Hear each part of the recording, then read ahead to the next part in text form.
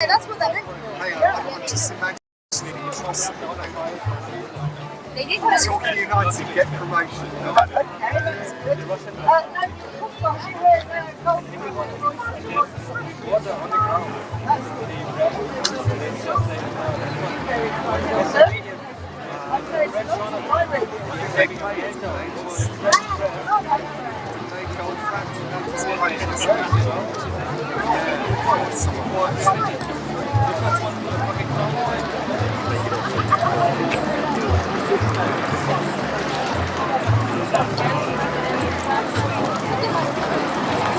How's Laura? Bruno?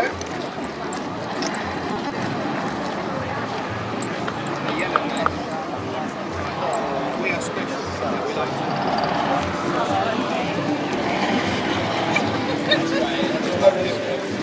Exactly the same.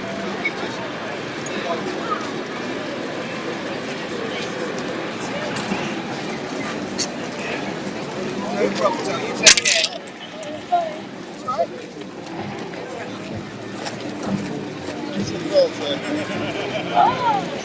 Hi there. I called yesterday and I sent you know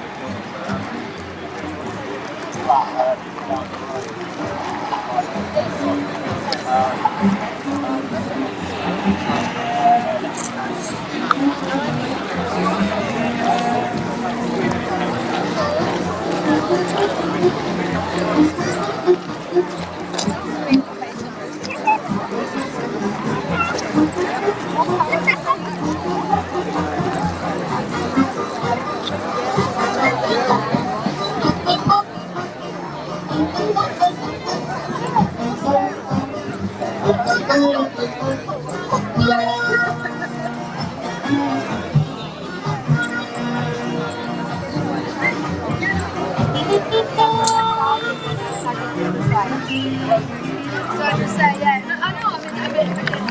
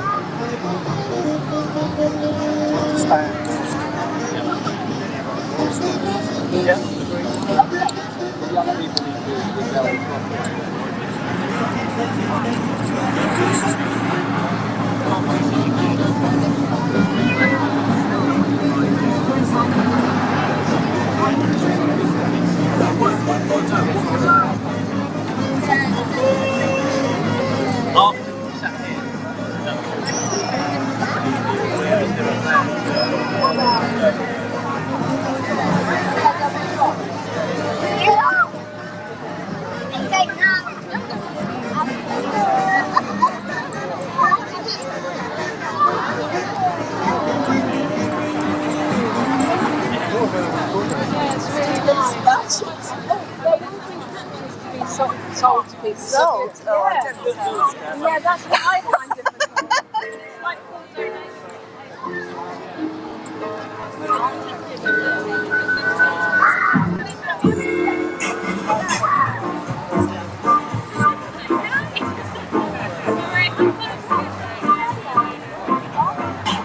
I'm the song that my enemies sing, so it's better to be far away. It's comfort they bring, but I remember what my father said, to keep a smile on my face, to catch flies don't be in haste, to look in my eyes, sometimes take my enemies by surprise. But it's not every day the Spirit of God strive with man. Yet the Bible say evil can never stand. That's the song that my enemies sing. We will learn all the time. But I know just what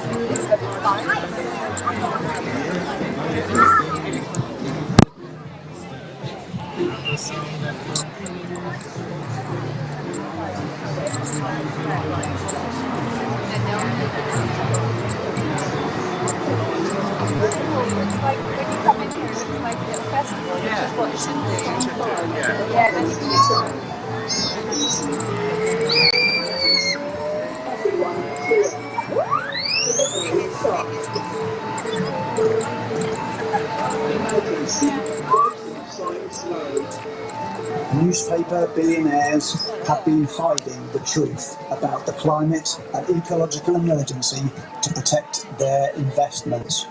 All fossil fuel investment must end now. Emergency. Checking heart rhythm. Emergency. Emergency. Stand by. Preparing to shock. Emergency. Emergency. Everyone clear. Delivering shock. Emergency. Vital signs low. The Earth's vital signs are dangerously low. Government, finance, and the media need to tell the truth about the climate and ecological emergency and act now before we are out of time. Emergency. Emergency. Emergency. Emergency. Emergency. Vital signs low.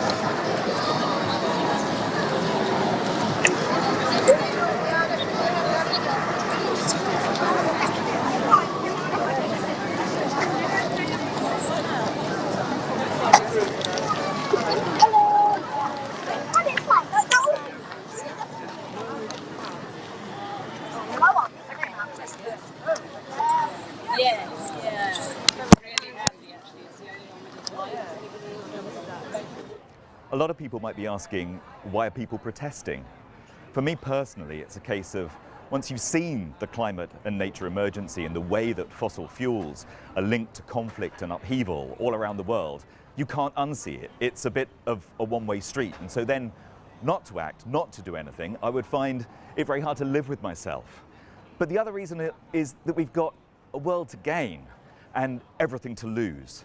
Because good lives don't have to cost the earth, and the kind of changes that we need to make are going to make life better for everybody anyway. For the first time in a big way, in the latest climate science report from the IPCC, they've started to talk about the kind of behaviour changes that we're going to need to make if we're going to halt the climate crisis.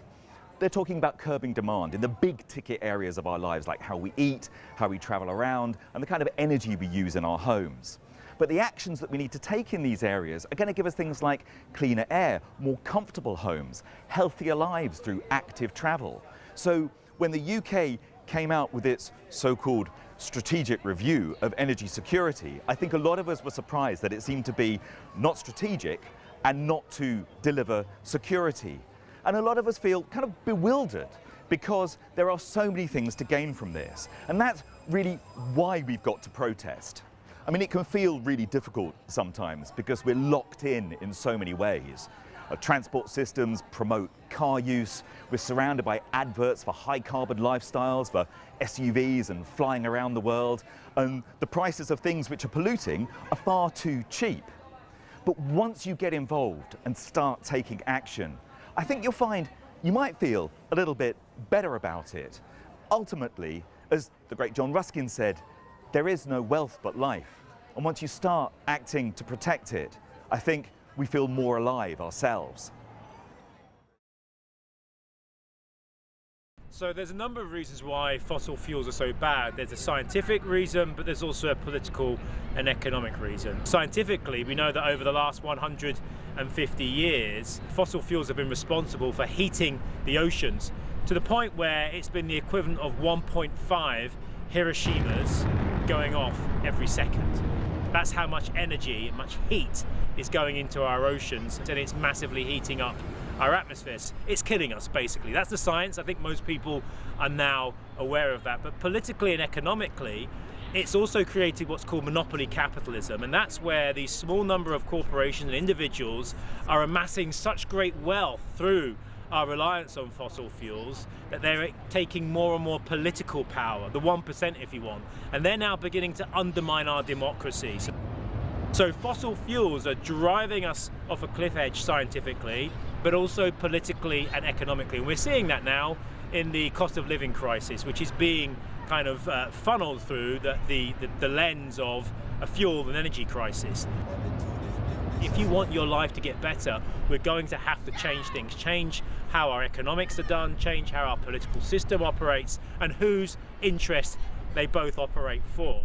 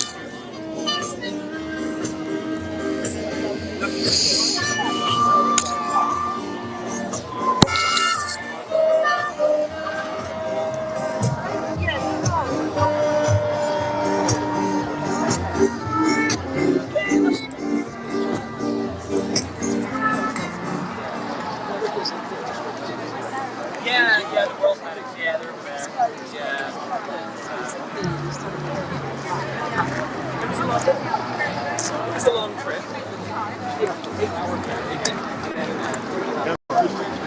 Like few steps in there.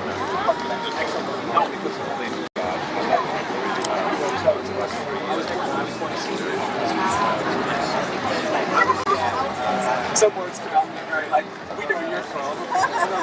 Where are you from? Can you tell you know the man?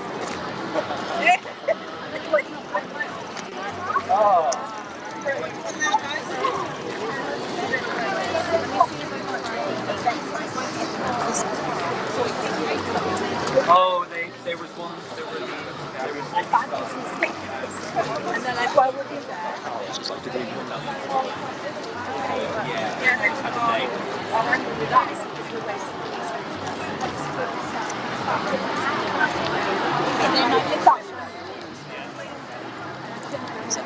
So it's my friend.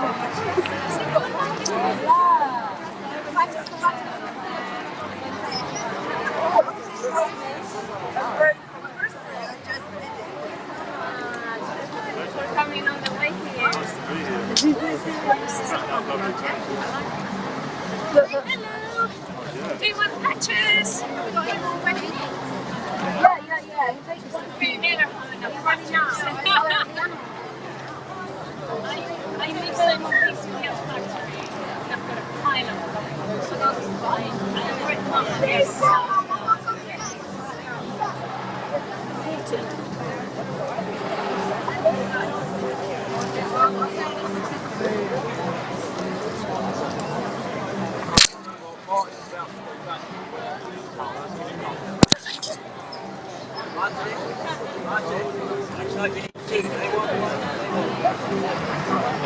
I would really know about it. There's something more fun like that. I would,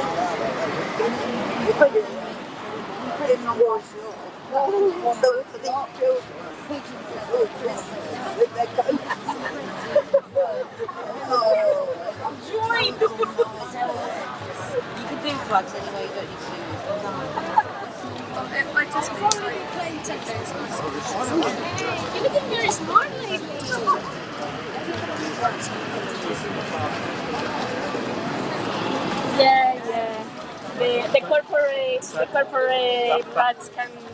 But I haven't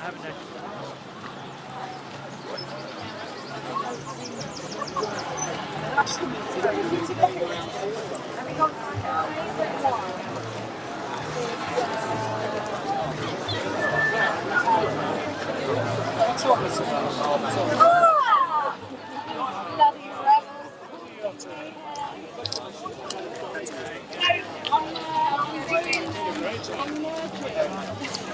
It's basically what I'm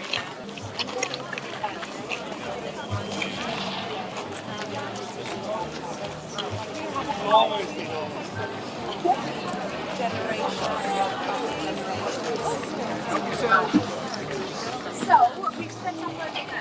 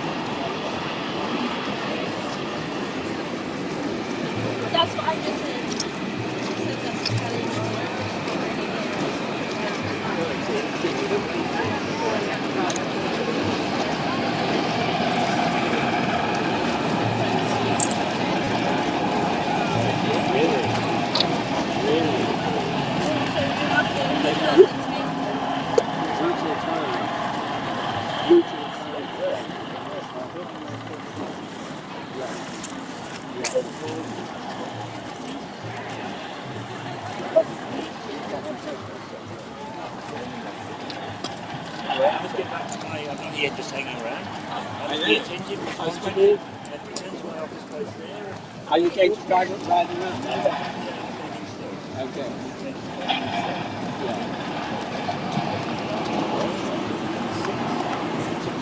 Right. Holiday time. How do you get there? For a week, there will be none of this getting up by the 17th.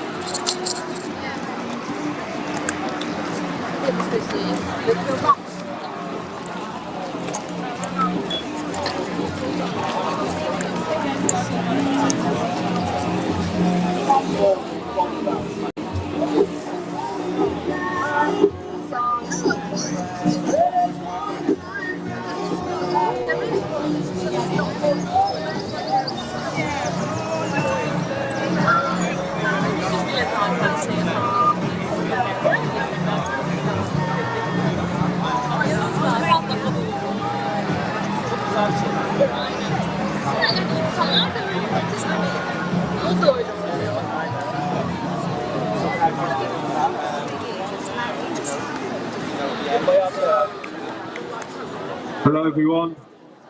Can I just ask the person that is in charge of programming today, please come to the stage.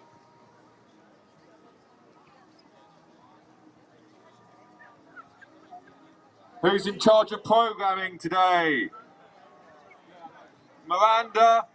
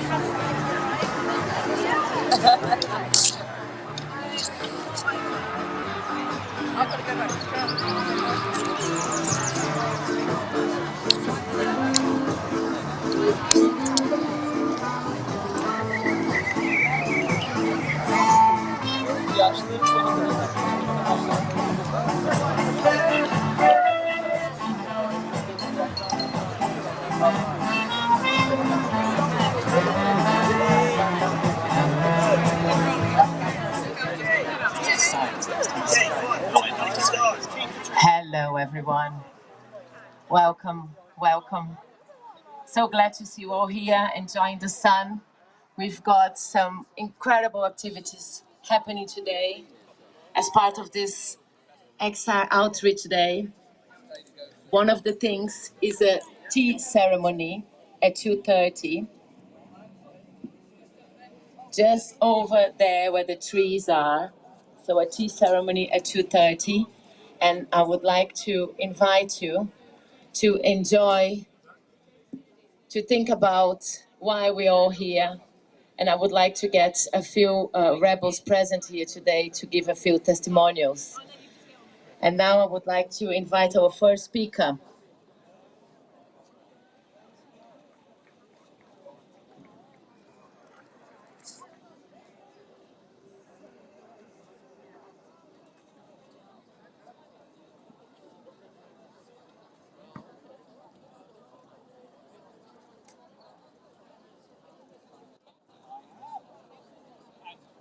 So I am Richard Robinson. I'm from the Brighton Science Festival. You can hear me in Brighton, can't you?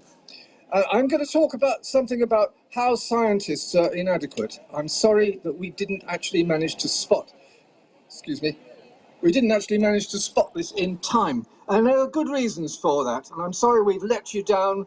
It's our duty almost to let you down. It's up to you to do the work that we're letting you down on. The crisis just took us all by surprise. We scientists had made such a brilliant world for you, hadn't we? What a fantastic place it is, still. Yeah! Yeah! Listen, I went into the middle of Brighton and I got a ginger chili chocolate drink the other day. Fantastic! That's civilization. I think so. Yeah. So, the problem that we have with science, with the global warming, is that we didn't spot it in time. Although the first science went out in 1856, we, as a community, as a whole nation, didn't work harder enough at it. The first problem was change blindness. We didn't notice the changes happening. Listen, we've all got this. Have you ever gazed at the clouds of a summer's day and seen them move, but not actually see them moving? You look up and they've changed position from when you last saw them, but you didn't see them actually move. Have you ever looked at the minute hand and tried to see if you can watch that moving? And it doesn't. As far as you're concerned, it gets around the clock almost without moving at all. We are not tuned to see things like that. Life is too complicated. Excuse me.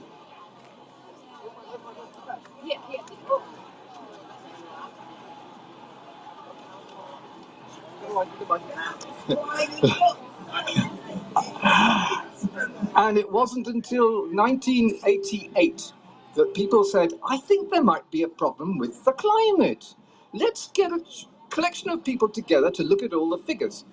Now, you know, as I know, that temperatures go up and they go down. And a lot of people, when you talk about climate change, will say, yeah, sometimes it's cold, sometimes it's hot. What is this about global warming, huh?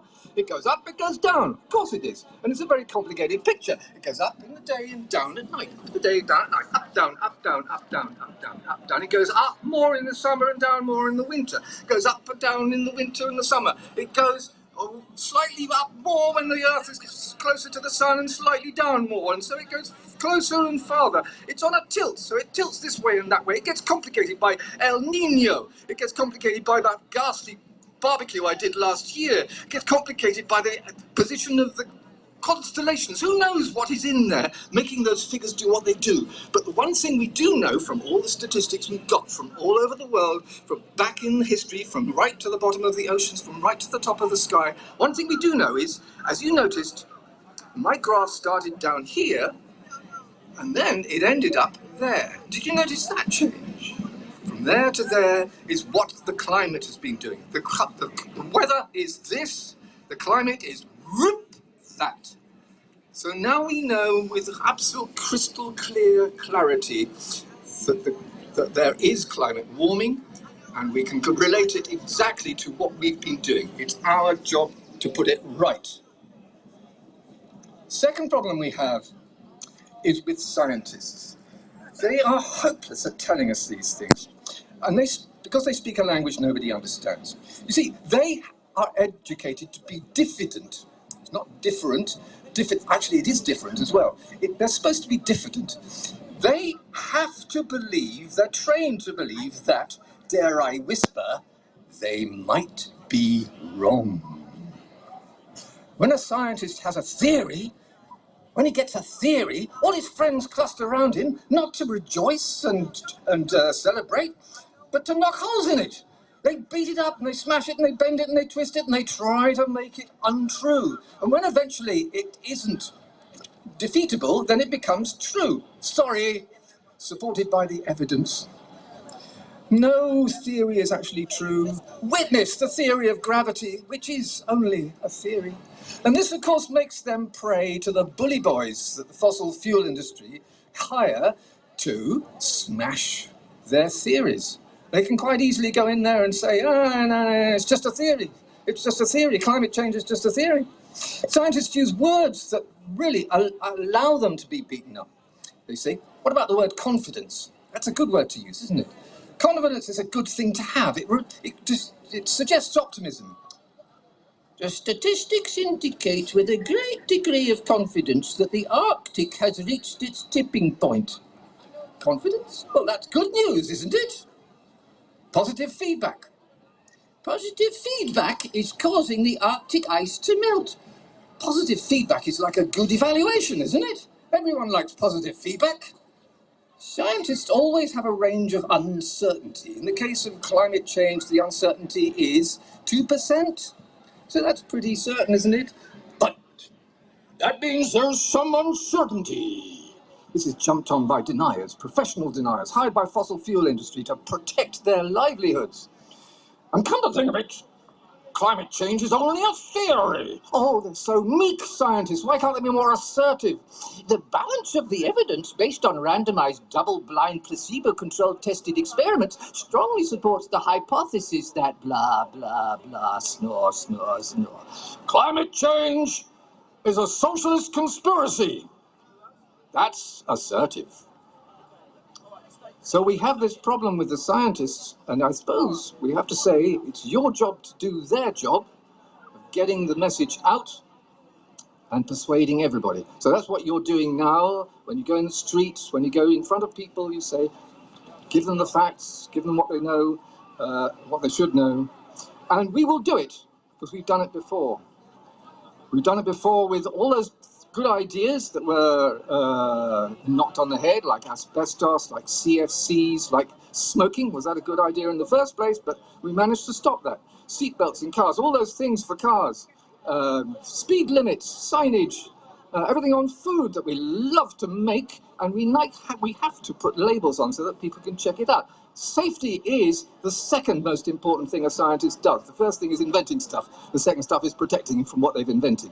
We've done that so far with so many things. We've also done it with diseases. We've done it, of course, with COVID all together. What a fantastic job that was. The whole planet worked together on what could be called an existential crisis. And that was all in preparation for the real existential crisis, which is one right now. So we know that it can work. Not only that, we know that we're not rebels. There's no rebellion going on. This is government policy. We're just going out and telling everybody what the government says. We're working for Boris, aren't we? In fact, what we should do is what they did during COVID. You know, the police's mission was to, engage, educate, and encourage. So we engage with the government, we educate them in what policies they have decided upon, and we encourage them to actually put the policies they've decided upon into action. That's what's got to happen, okay? Easy peasy. Thank you very much. Get on with it.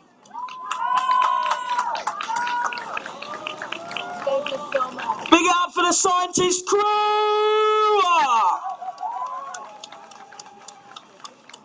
To all the people here. Now, I know a lot of you know who we are, but there's a lot of people that don't. We are Extinction! Extinction! Extinction! We're here to talk about the climate crisis that Boris apparently has no idea about. But we're so committed during COP26 that they did nothing, and then he comes back, and unfortunately there's a horrible war going on between Ukraine and Russia, where they've now decided to say for security of Britain, we have to start digging for more fossil fuels, new contracts, new licenses. Oh, God, that went down the wrong hole. Sorry about that.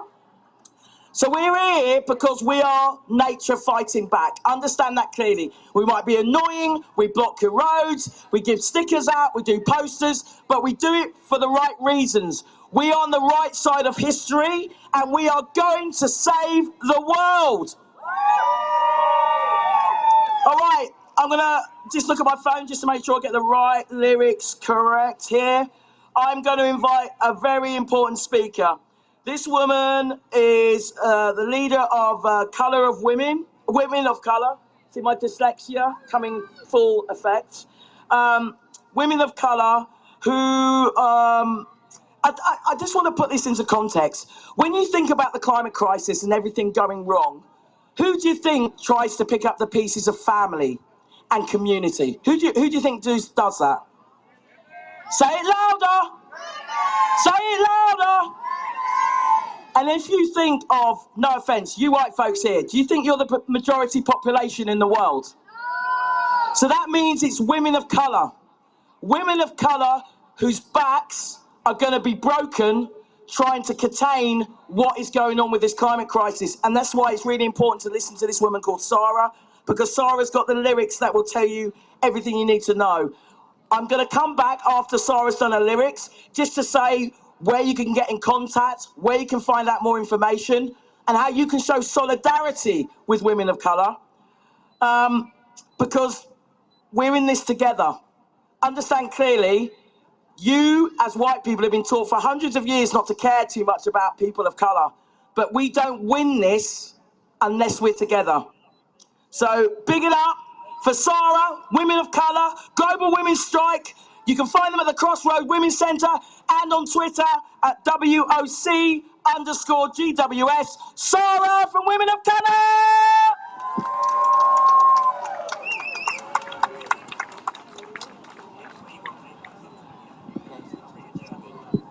Okay, thank you, Robin. And we wanted to thank Extinction Rebellion for inviting us today.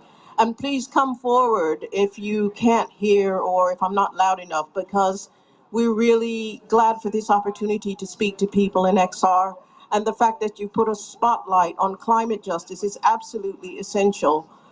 But what I'm going to talk about is the other movements that are part of the climate justice movement, but often don't get recognized and are not counted. I wanted to say a little about my own background. I'm African American. I'm a descendant of enslaved people. Our ancestors were stolen, trafficked, and forced to labor for Britain and the Western governments, the US and Europe.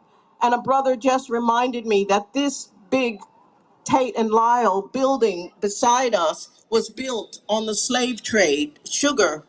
So this is a symbol of what we have to take back. And when we talk about climate justice, we have to talk about justice for Africa and the global South, who for 500 years have been robbed. That theft has got to result in reparations if there's going to be justice and climate justice and any kind of decent society. My grandmother was a farmer, a small farmer, and I saw how hard she worked. My mother and my grandmother together ran a laundry business, and they washed the clothes of academics and middle-class people. And that's how they were able to earn the money to, buy a home and lift themselves out of poverty. When I came to London, I'm an immigrant here. When I came, I met the Wages for Housework campaign. And Selma James talked about unwaged work. And everything she said rang with my own experience. My mother, my grandmother, my aunties who worked day in, day out. Racism made the work harder and sexism made it harder. They kept the family together and they did everything they could to lift us up. And we're here today, many of us, because of the work of our ancestors. So we want that unwaged work counted. In 2000, we started the Global Women's Strike, and we called for a care income. And we mean a care income for everyone who does unwaged work, but starting with mothers and carers who keep the society going. We also want it for farmers, because farmers are caring for the land and growing the food. And many farmers they want to change the way they're farming, but they need the money and the resources to make the changes away from chemical and poison farming into the real farming that they want to do for themselves and for the whole communities. We want a care income for organizers, like many of you are taking time off work and putting your time into fighting for climate justice. That's unwaged work, and that should be waged. We should have money for all the campaigning work that we do. And the money is there because we know that the gas companies, the multinationals, the billionaires, they've got millions and billions of dollars stuffed in their pockets. And they say that they can't afford to give a living wage, a decent income for people in this country, and we know that's a lie. At this very moment, the UK is propping up the gas companies, the exploiters, the warmongers, the climate destroyers, and we need to take that money back And the way we take it, but we take the power by taking the money away from killing and into caring and into justice work.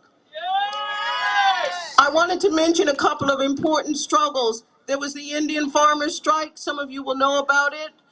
For a year, they fought off Modi's government, that right-wing, vicious government, and they stopped the government introducing laws that would take the land and put it in the hands of corporations. Women farmers, small farmers were at the forefront of that struggle at this moment, and they won, and we have to really recognize that. The farmers, indigenous women in Chhattisgarh in India, 100 indigenous women have just won land rights. They fought for years and years, and they now have land, farmland in their own names, and that's a victory. In Andhra Pradesh in India, something like 700,000, mostly women, are introducing natural farming, and they're reclaiming the soil, they're regreening, they're growing fruit, vegetables, everything they need. And we have to learn from that. That has to be incorporated into what XR is doing. The women in Nigeria are fighting Shell and other oil companies. The women, indigenous women and communities everywhere are fighting against dams, against plunder, against extractivism, and that has to be at the forefront of what XR is doing in everything. That has to be at the forefront because people have been made nearly extinct, but they're fighting and they're feeding. 70% of the food in the world is produced by small farmers, many indigenous people, so that has to be part of the struggle.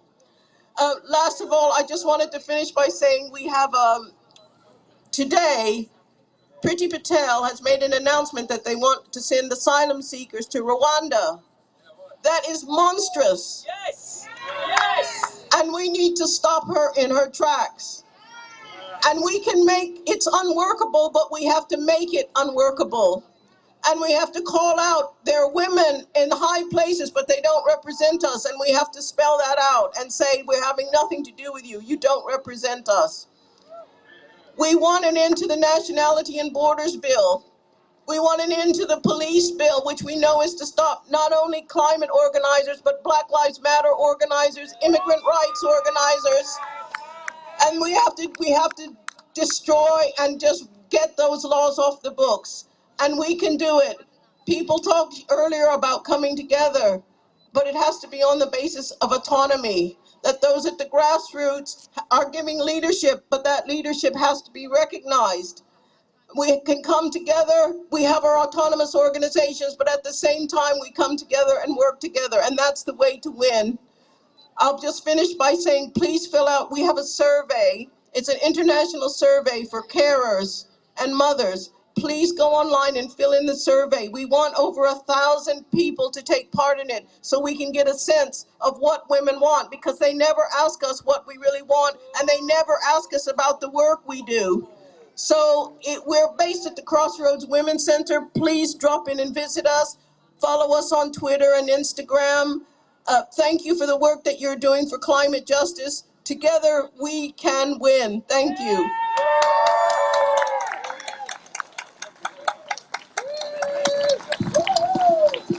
I just want to say, I don't know what I did there. I did something. Maybe it's my phone. I just want to say that's a massive big up to Sarah. Sarah, don't disappear so quickly. Oh, she's buggered off. Look, that woman does a lot of work. And often when people of colour do a lot of work and resistance work, it's not honoured. People don't amplify it. People don't tell their friends about it. If you're here and you've just heard about her, if I don't see that I will personally check your Twitter by going around on your phones to see whether you're following her. I'm going to check your personal phones to find out if you're following her on Instagram, and fill out that survey. She says something very important. Women are not consulted. You have an opportunity to amplify your voice so she can come out with some kind of document at the end of it, right? So don't be like, performative. Be proactive and do something, all right? Okay, and also want to say why I love Sarah. We often have this thing about I'm Black British or Afro-American and all that. The only difference between me and Sarah is where the boat stopped when our ancestors were trafficked. We are one people. We are one people with all of you as well, okay? So let's Let's bring that love in the house. I'm going to be a bit cheeky, and I'm looking for somebody who wants to give a testimony about why they're here, what they're doing, why is it important to be part of this rebellion? Why is it important to be part of Extinction Rebellion? Regardless of your role, is there anyone who wants to come up and just give me some lyrics? And make sure you're not batshit crazy either. Say, you know, that's what I'm saying. So if anyone wants to come, just walk up, take the mic. You've got 2 minutes to have your piece. Don't be shy, don't be shy.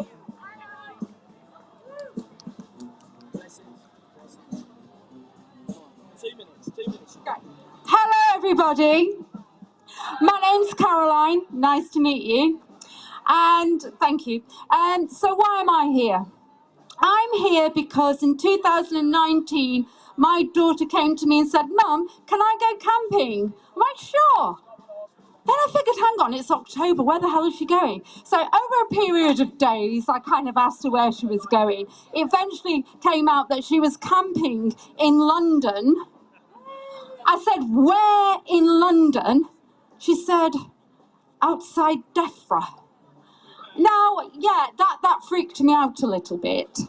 So obviously, being the conscientious mother that I had to surreptitiously at some point during the week follow her down.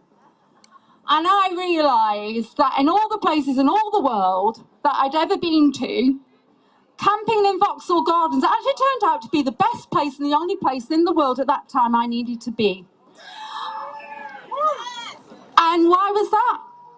Because I realised massively, with a clap of thunder that shook me to the core, how absolutely unfair this system is.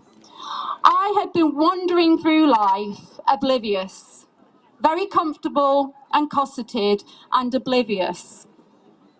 And it shook me to the core when I suddenly realised the injustice that there is in this world and how absolutely unfair the system is and how awfully monstrous our politicians are, and that I had been unaware of this. Where the hell had I been? So thank you to all of you, because it's all of you that have brought me here and set me on this journey. And in the last couple of years, I've kind of, you know, committed quite a lot of my time to various things, most notably Stop HS2. Thank you. And also a bit of animal rebellion stuff as well. Thank you. And that's why I'm here.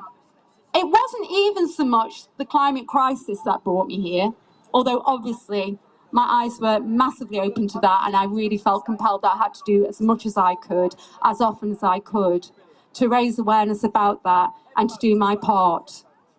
So people that are going past, please do stop and have a chat with some of the outreachers, because I was walking past for many, many decades. I was walking by. One day I stopped and I listened, and it made a massive impact upon my life, and I wouldn't change it for the world. Thank you. Thank you so much. Big up, thank you.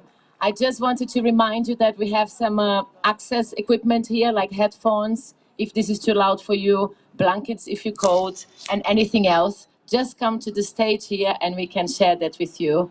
I want to introduce you to our next speaker, Andrew Sims from the Rapid Transition Alliance and the Green New Deal. Thank you, Andrew, for being here.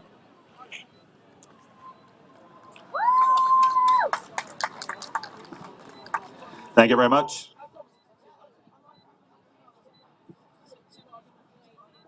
My name is Caroline Vincent. I'm My mother always used to biologist. complain that my voice was loud enough without having a microphone as well. But there are so many issues to deal with. It's just fascinating and brilliant hearing about all the levels of organisation that need to happen. But I just wanted to start with thinking, what a beautiful day for trying to save the planet. It could be a lot worse, couldn't it? But I also wanted to clear something up before going any further. And I was just wondering, first, are you that group of dangerous radical who want to see people's homes insulated? Or are you those threats to society who think we should stop blowing vehicle smoke into the faces of children on every street of Britain? Are you those people? Or perhaps you're that bunch who makes the outrageous claim that this country would be better off creating jobs, empowering communities, cutting fuel bills and dependence on despots by dropping fossil fuels in favour of solar and wind and other renewable energy sources. Because I've got a horrible feeling that you're all three of those, that you're a dangerous bunch who want to make the world better and the air cleaner and safer. And that just terrifies me. What a frightening bunch you are. It's funny, isn't it? I've been watching the commentary on some of the protests that have been happening over the last few days. And there's been this choir of kind of sanctimonious commentators, and yes, at the moment I include the UK Labour Party in that, who are sort of whining about you disrupting people's lives, and you wonder if they've looked at what's coming down the tracks in a warming world. You wonder if they really understand the meaning of disruption, the concept of disruption, of the difference between a minor inconvenience to draw attention to what you could call a kind of comet's worth of fossil fuels heading directly bang on target for planet Earth. And if I want to talk about disrupting people's lives, we have that other little bit of science that came out just a few days ago that pointed out that in just 8 years, less than a decade, you could see up to 700 million people displaced in Africa alone. That's disruption. That's what not having to wait a little bit longer at the fuel pump in a petrol forecourt. So I would say keep disrupting people's lives to prevent the greater danger. You're doing fantastic work. And we already heard earlier of, I mean, you kind of, as the weeks go by, you think our government couldn't possibly get any worse. And then as we heard from our friend Sarah about the outrageous initiative. I mean, the thing about human migration and the increasing number of climate and environmental refugees that we're inevitably going to be seeing in the world is just remembering what it is that's creating the conditions for that human displacement. Who has the historical responsibility for disrupting the climate to such a degree that people feel compelled to flee their homes against their wills and against their better judgment into insecurity?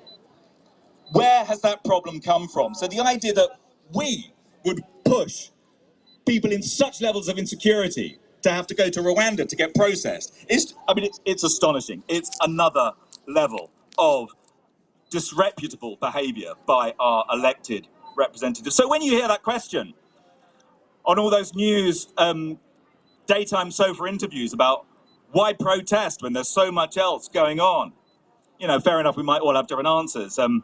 For me, I don't know if it's the same for you, but once you've seen this problem, how can you look away? And why not act when you've got a world to save and so much to gain?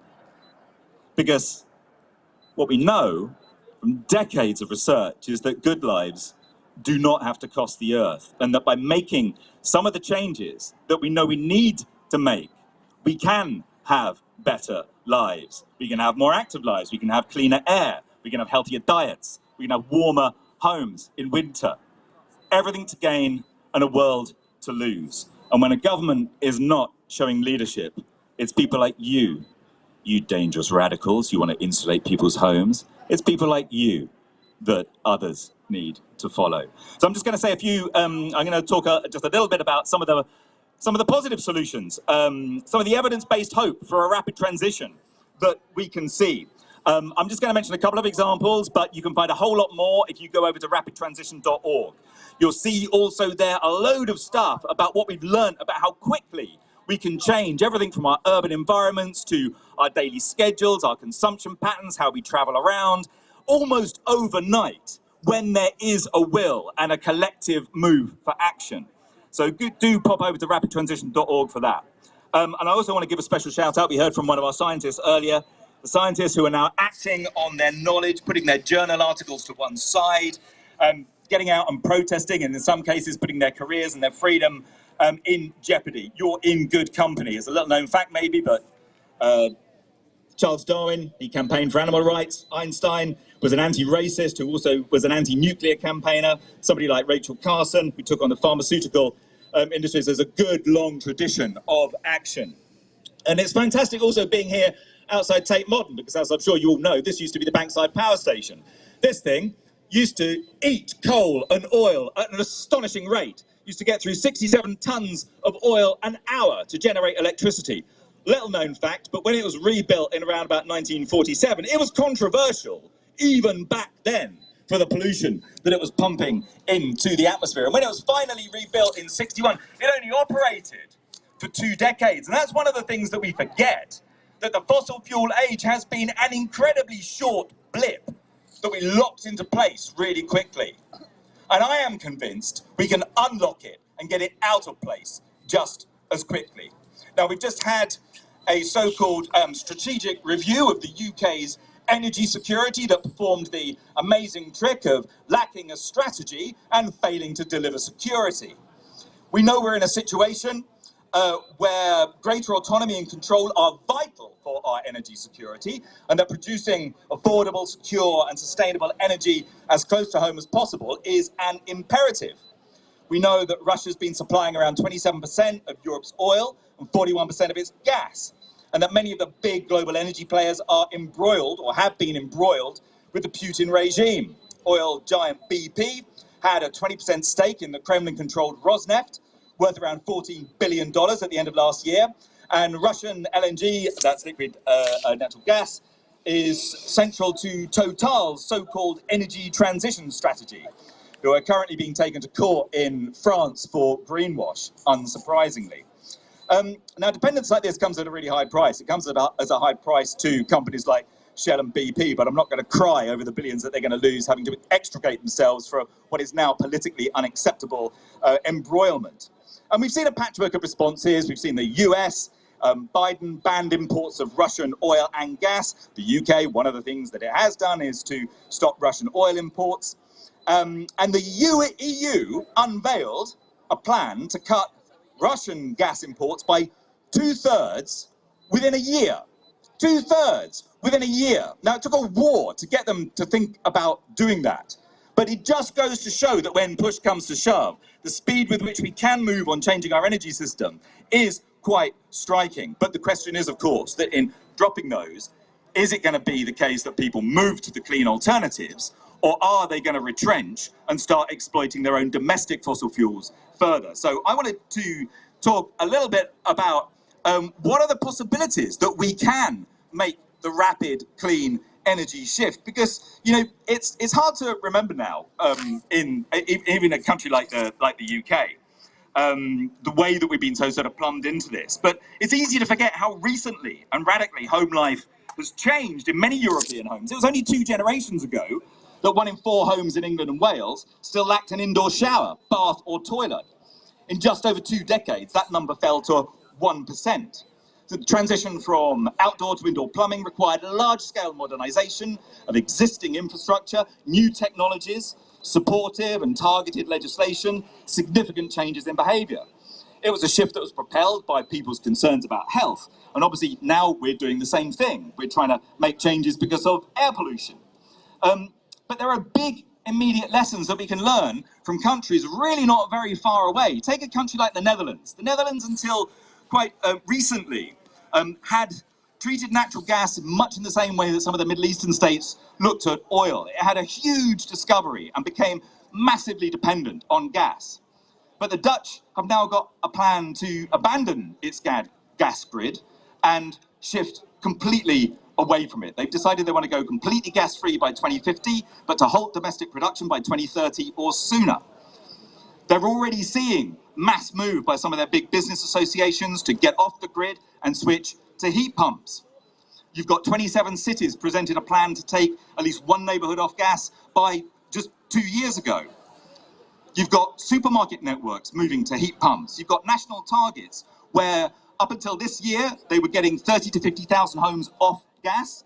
and have now set the target to get 200,000 homes a year off gas. It's a work in progress, but they're going somewhere. Take another country, people say that it's really hard to do this in cold places, but look at Finland. Finland is a country that was hugely dependent upon oil and biomass.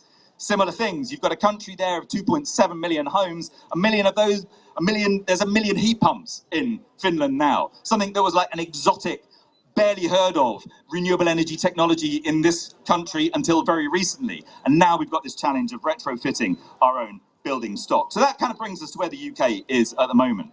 And we've got, with fairly impeccable timing with all this going on, the Climate Change Committee has said that making the shift to net zero isn't going to cost Britain anything with gas prices staying high. It's going to save us money. So even for the most basic reason, we should be making this shift. I want to wind you up, Rob. Right, I'll wind up, and I'll just finish with a couple of words to say, remember, in the last couple of years, we've lived through upheaval. We've changed our behaviour. We stopped driving cars around our town centres. We put public health and the public interest before short-term profit. We've demonstrated how quickly, almost overnight, we can make changes. So don't let anybody tell you we cannot make the change that's needed to solve the climate emergency. I'm going to finish with a couple of lines, a couple of verses, because it made me think of you when I saw it. It's called Approval, and it goes like this. Never wait. Approval always comes too late. Pictures posthumously hung, poets published when life is done. It's ideas, though, that face the biggest no. The ones that question settled order, the question that denies a border. Because approving looks are simple tools, a way to make you follow rules. It's only when you pose no threat and invite lands to join the set. The better measure of what to do, of how to make a world anew, is find out what the powerful hate and serve it on their favourite plate. Thank you for listening. Cheers. Mate, don't wait for approval. Don't wait for approval. We're ahead of the times, and we have to be, because the world is waiting for us to save it. I don't know about you. Did you see Lloyd's? Did anyone see Lloyd's? B Lloyd's? Have we got any top scientists in the house? Because they did a massive action the other day. Again, top dollar. Shell. Oh, my God. Oh, my God. Listen, big yourselves up, man. That's your movement. Be proud of what we're doing here, you know? I'm going to change the tone a little bit because it's about the youngsters. What we're trying to preserve is the world that we have enjoyed for them to be able to enjoy in the future. And we've got a gentleman here who writes children's stories, specifically about animals, but has also done work on climate change, videos, activism, etc. And forgive me, I've forgotten your name, Houghton. Chris Houghton. So big him up. He's here for the kids. Big him up, yeah? Come on. Hi, everyone. Actually, if there's any children here, come to the front. I'm going to sort of talk sort of directly to the children. And yeah, so my name is Chris Houghton, and I've done these different children's books. And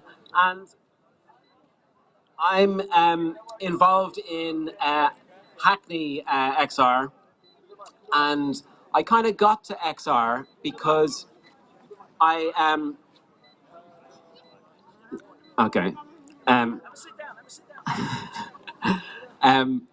I got involved in XR because I was asked by a scientist from the British Antarctic Survey to make a video about climate change. And when I made this video, it made me kind of very worried about climate change because it was, I mean, it's just such a difficult subject, and it's really, really,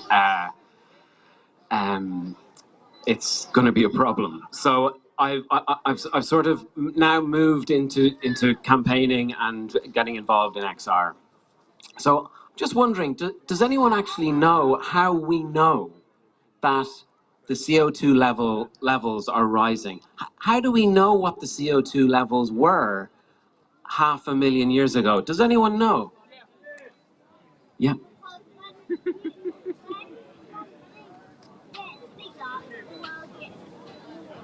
That's quite right. But, well, I'm going to explain to you how we kind of know what the weather, what the climate was like, and what the CO2 levels were like 500,000 years ago, okay? So I worked with this scientist called Emily Shuckburgh, and she's the head climate scientist of the British Antarctic Survey. And the Antarctic Survey, the Antarctic has an awful lot of snow.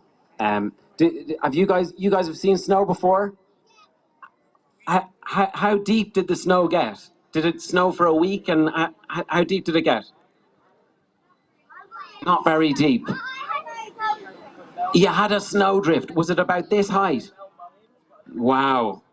Well, in the Antarctic, it's been very, very, very cold for a very, very, very long time. So the snow just keeps piling up, and it piles up, and it doesn't melt at all. And then it keeps piling up, and piling up, and piling up. So can you guess how deep the snow is in Antarctica?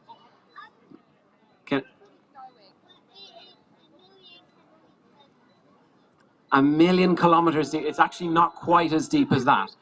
But can we look behind us? You see this big tower up here? Do you think it's that deep? That's 65 meters. Do you think it's that deep? Do you think it's deeper? Yeah, it's actually much deeper. In fact, it's about 50 times as deep as the top of Tate Modern. That's 65 meters. If we multiply that by about 45, 46, we get to 3 kilometers. So imagine that goes up, that's just one, and we imagine that 50 times. That's very, very high. All of this is completely snow and ice. And what happens when the snow gets caught and then it starts being crushed, it turns into ice. And that ice has tiny, tiny little air bubbles in it. And so the scientists go all the way to Antarctica, they drill a big hole all the way down through the ice, 3 kilometers, and they sample that ice, and they take the air from those air bubbles, and then they measure how much CO2 is in that air. So that's how they discovered, they can go back to 800,000 years ago, and they've discovered that the CO2 levels have been going up and down over 800,000 years. So it goes very low, and then it goes up a bit, and then it goes low, and then it goes up a bit, and then it goes low. And in those differences in levels, the very low bits, that was when it's called an ice age. The whole of Western Europe was covered in ice, around about 1/2 kilometer thick. So when you think of this 65-meter tower, and then you're multiplying that by a lot. This is the difference in temperature that we're talking about. And then in the last few years, the CO2 levels have just risen straight up. So anyway, it's very, very worrying. So that is why I got involved in climate action and why I got involved in Extinction Rebellion. And I made this video that explains a little bit about that, and all about how scientists found out about the climate change, and then in Antarctica, and then also in South America, how it works, and then also in how it affects the UK. And all those animations are available online on my website. So that's my little talk. I'm going to do a little reading. I'm not going to take any more time from the mic here, but if anyone wants to listen to a story, who wants to listen to a story? Come and join us over here in the shade, and we can all read a story together. Does that sound like fun? Great. Okay. Well, thank you very much, and see you soon.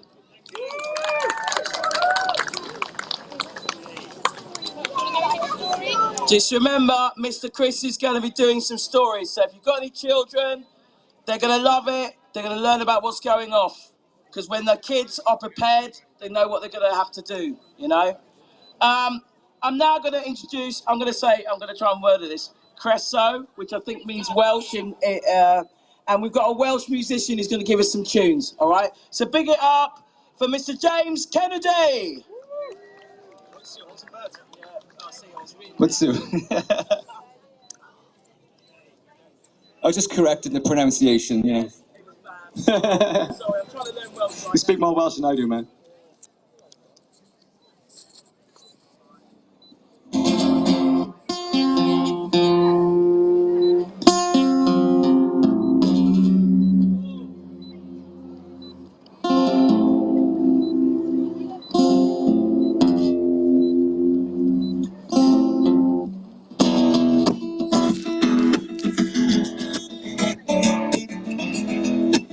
What's Sue? What's Sue? All right, that's the sound check done. How you guys feeling? You feeling good? All right, is it too early for a dance or what?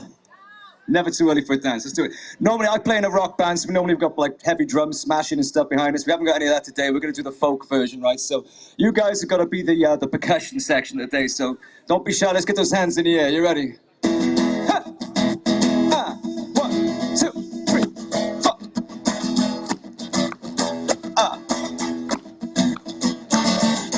Big banks and big business, big government, we charge you as guilty of treason and perjury, war crimes and daylight robbery, 'cause they're all criminals now. Yes, 'cause they're all criminals now, yeah. They're all criminals, don't be a sucker to their political charade. If you know it, sing with me, let's do it together. 'Cause we are many and they are few, and we are their biggest fear. We don't need to know the answers, but know your enemy soon.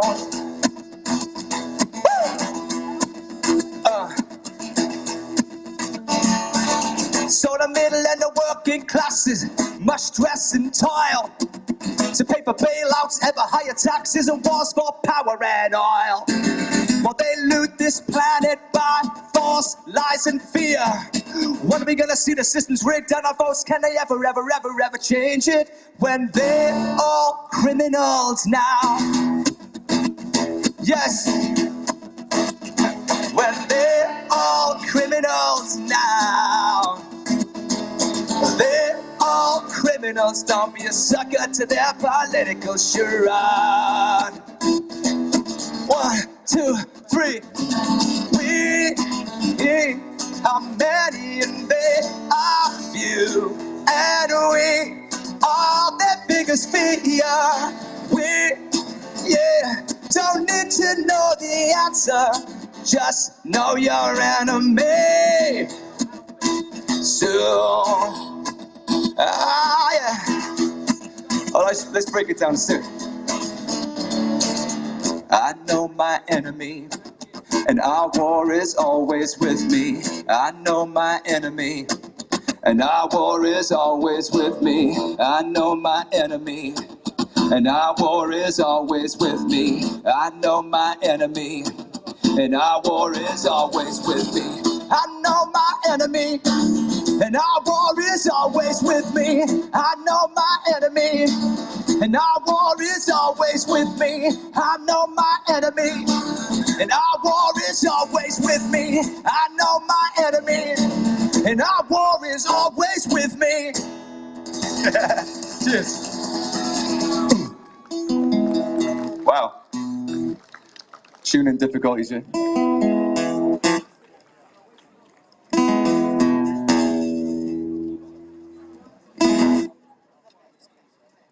Was anybody outside Parliament in January? Anybody there? I was there, man. I played this song there, so we're going to play it again.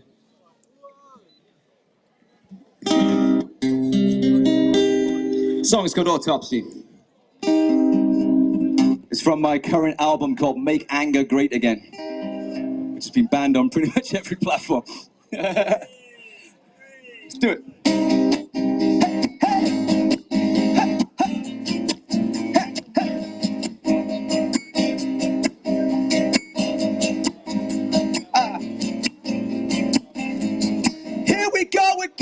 And we're still choosing filthy rich liars over food banks, sweatshops, and tower block fires. 0-hour contracts, billionaires pay no tax. The homeless, immigrants, and poor get attacked. Cause the 1% need divide and rule, not unions, homes, hospitals, and schools. The media spread fear like a disease, while the police state creeps like the rising seas. What's it gonna take? Hey, wake up!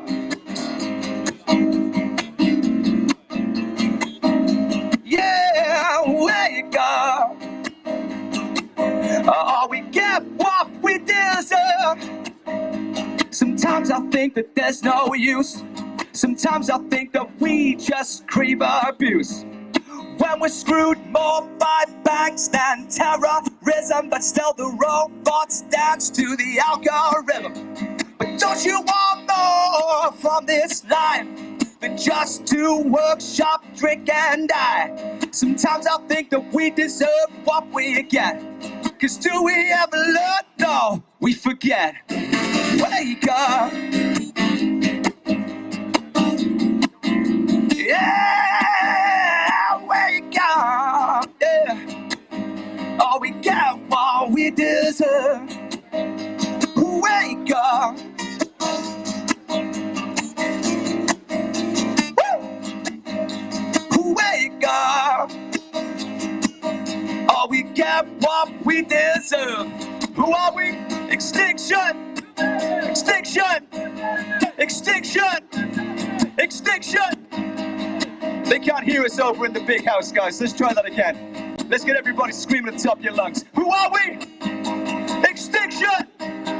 Extinction! Extinction! Extinction! Love you.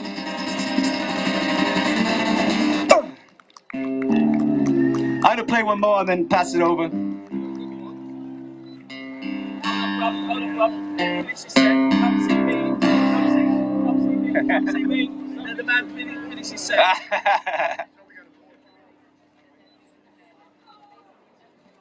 I'm not going to hog the mic all day, so I'm going to play one more song and then pass it over. This song is called The Power. To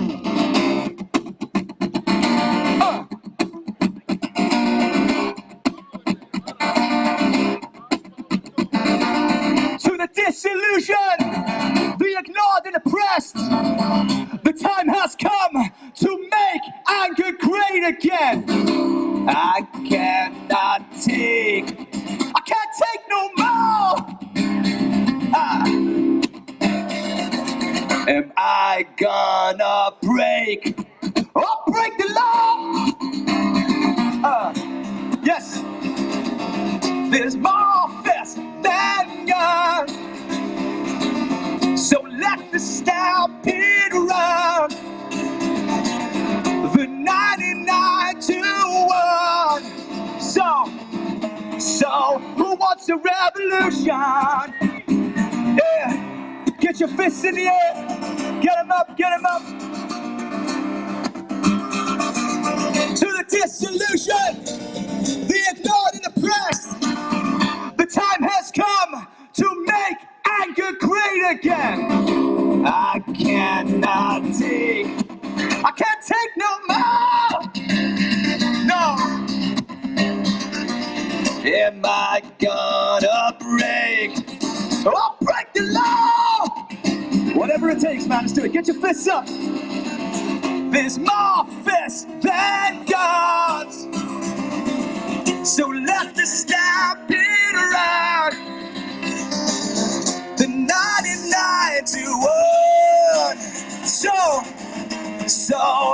wants a revolution? Yeah, who wants a revolution?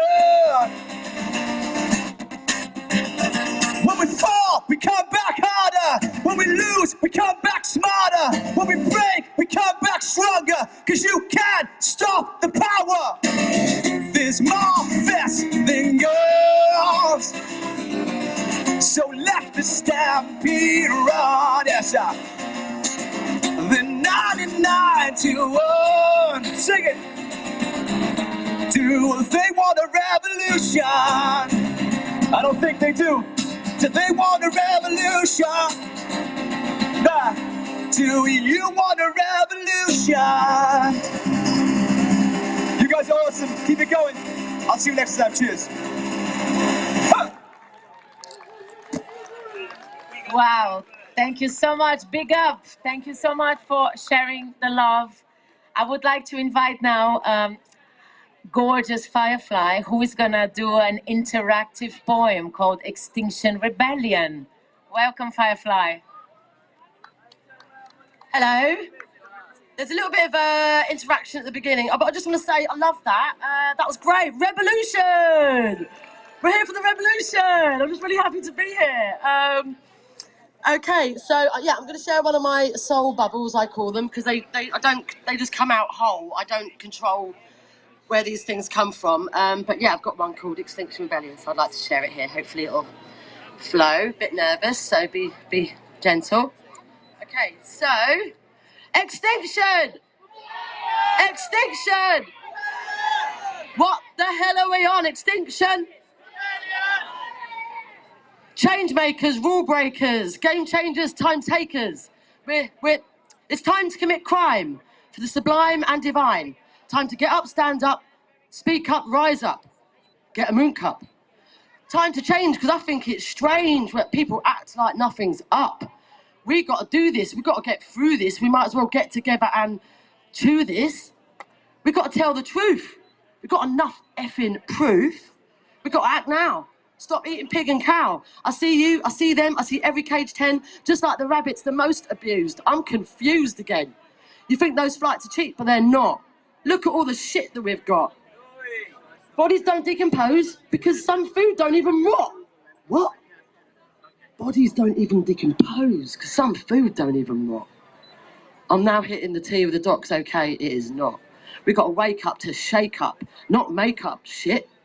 We need unity, community, them, us, you, me, and it. All in harmony, together in truth gladly. Because when I becomes we, anything's a possibility. Come on! Thank you. Big her up, you know. She just got up and went, you know what, let me do a poem. I'm a bit nervous, but blah, blah. Smashed it, smashed it. We need a little announcement now. I feel I'm going to get some pagan crew in the house. Give me some nods. Go on, tell them what's going off. Tell them what's going off. Thanks, Alan. Yes, so we'd just like to welcome you shortly at 2:30. We're opening the space over here for the Sovereignty Gathering. And basically what that is remembering that we're all sovereign and we're all sovereign to the land. So this is sovereignty beyond fossil fuels, yeah? So we're all sovereign to the land. Not one person gets to wear the crown, yeah? We're all of the land. We are all humans. The root of the word humans is humus. We're all of the soil. Our black terror mother, we're all of the soil. So remembering that. And then taking the opportunity to repair that. And again, we're doing this through tea. Recognising things like the London plane tree. The most common tree they say in England is the London plane tree. And you know what? It never came from London. It never came from England. It never came from Britain. Those seeds of that tree were colonised and brought from the Oriental Asian regions. So we're holding space to repair and remembering where we came from, but to repair and recognise where we lost our sense of connection with each other, to repair so we can move towards restoration where we're moving from that place of empire, the global empire, and moving into a place of equity with each other. We're moving from a place of extraction and moving into a place of relationship. So we welcome you to join us to share seeds with each other, to learn about these seeds. And Brixton has a rebellion on for the whole of this month, leading to the 30th of April for the Peace Lotus Day. And there is a map, a Brixton botanical map, that lists all the loads and loads of the seeds and plants that have been colonised that we think are British, and they're not. And just to be connected to that is really important. Thank you. So we're talking here about a radical reconnection back to the earth. And we can talk about that, or we can come from that connection to the earth that is running through our blood and bones. And we're asking the tea to help us. One of these things that's been commodified, tea, by actually taking the tea into our mouths, we can feel the liquid in our mouths. We can feel it travel down our bodies into our guts. We can actually smell the herbs of this indigenous land, not as an idea, but as an embodied, felt sense. Your sovereign connection to the land, to the ground. This is how radical it gets. Not as a metaphor. Some of you are eating right now. I invite you, even as you eat, to regain your own sovereign sense of being able to feel yourself here on the earth right now. As the birds fly overhead, perhaps something in your body is co-responding. It's corresponding. The inner nature and the outer nature in correspondence, in reciprocity. I was in Glasgow listening to the speeches on that Fridays for a Future march, listening to people, frontline activists from the Amazon, from other countries, speaking of this exact same thing, that we can reclaim our connection in reciprocity to all things. This isn't just for a few special people. This is the treasure house that you are living inside. And that it is a radical act, all of you. One of the most simple, powerful things you can do is save seeds and share seeds. That is a radical act that people in other countries are being killed for or are killing themselves for because of the corporatization of seed. And they are not allowed to save seeds and to swap to share seeds. So save seeds, seed sovereignty. Join us for Sovereignty Gathering. Thank you so much for such beautiful words. I would like to invite now Mel from RMT and the Global African Congress. Please, thank you for being here, Mel. Greetings, everyone. Sorry. When I say extinction, you say rebellion. Extinction! Extinction!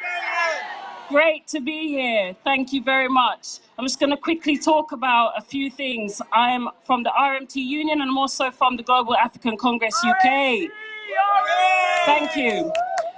I fully support having our transport system fully funded so that we can get more cars off the road. We don't need more cars on the roads. We need our transport system fully funded. Yeah, we were at the Silvertown demonstrations recently, and we asked, we begged and we pleaded and we demanded for that Silverton Tunnel project to be scrapped. Now, at the end of the day, when we come to these protests, when we come to these demonstrations, there has to be a point. And the point is, when we demand something, we should be listened to. When I go into my community, it's really difficult to see that only one school that I've seen has got solar panels on its buildings. Yeah? Why is that? Why is it that when we're demanding for climate change and our climate justice to be put at the forefront, why is it that we're just being ignored? We've spent a very, very long time on this earth, pillaging off the earth. We spent a lot of time not taking care of it, and now the opposite needs to happen, and it needs to happen right now. In terms of Global African Congress, we're part of the reparations movement, right? And that is one of the most important movements that Extinction Rebellion has come and to collaborate with us, and we thank them for it. The reparations rebellion that took place in August, it's been taking place year after year, and it will be taking place again in August. Once again, I come from Jamaica, and bauxite mining is one of the things that is pillaging out where I live in St. Elizabeth, yeah? Now we're talking about Noranda, the company, coming in and deciding that they're going to make a side deal with the government and mine out and get rid of people that have lived there for years. Yes. Sacred lands that the Maroons have held for years. Yeah, trying to get rid of them and just mine what they want, take what they want, and undevelop our countries. And that has got to stop. And again, the actions you need to take into your communities, into your workplaces, climate justice needs to be at the forefront of everything. The trade union movement needs to get involved much more, and we need to support climate justice now. Thank you. Solidarity. Thank you, Mel. Big up for Mel, everyone. Thank you. We've got a special guest from further away lands, and I wanted to welcome now Tilikum, which means a friend, from XR Vancouver. Welcome.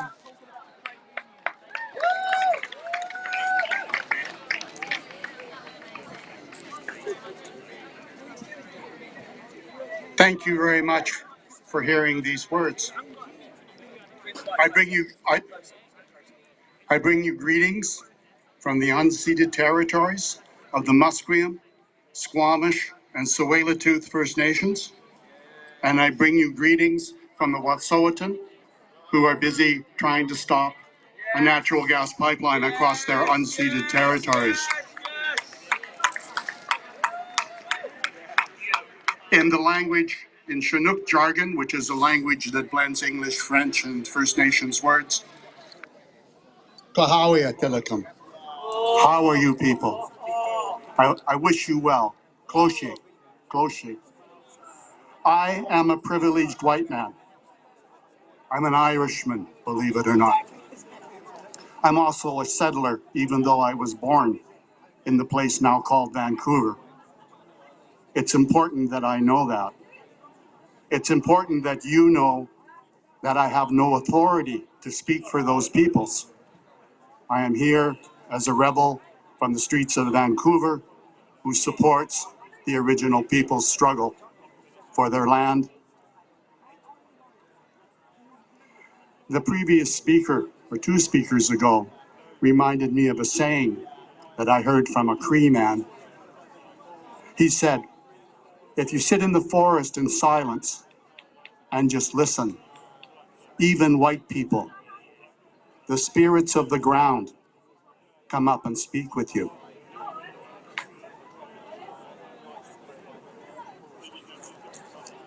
I want you to know that the work of Extinction Rebellion has inspired actions across the globe.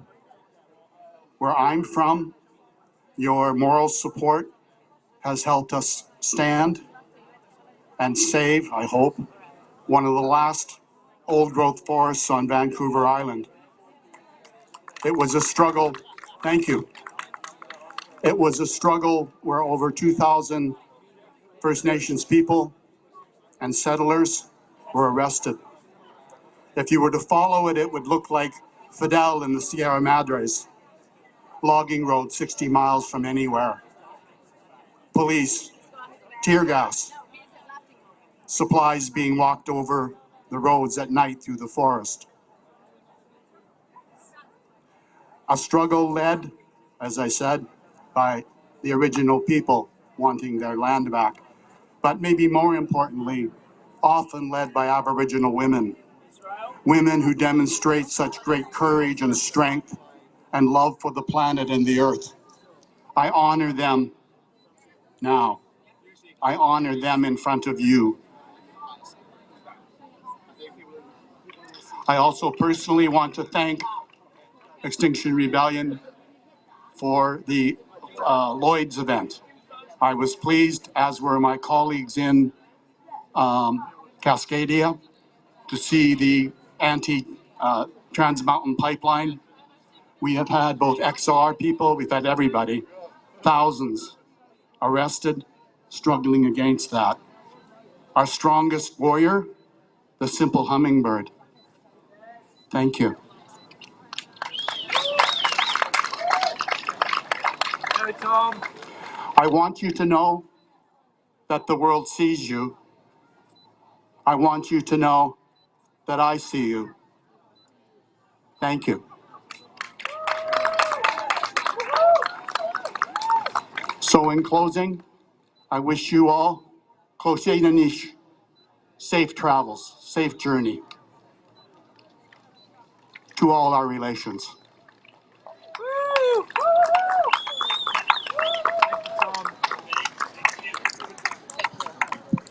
Thank you so much, Tilikum, for bringing perspective from First Nations countries. We're going to change the tune a bit, and I wanted to welcome Red from Bristol to do what he calls Yog Ha Ha.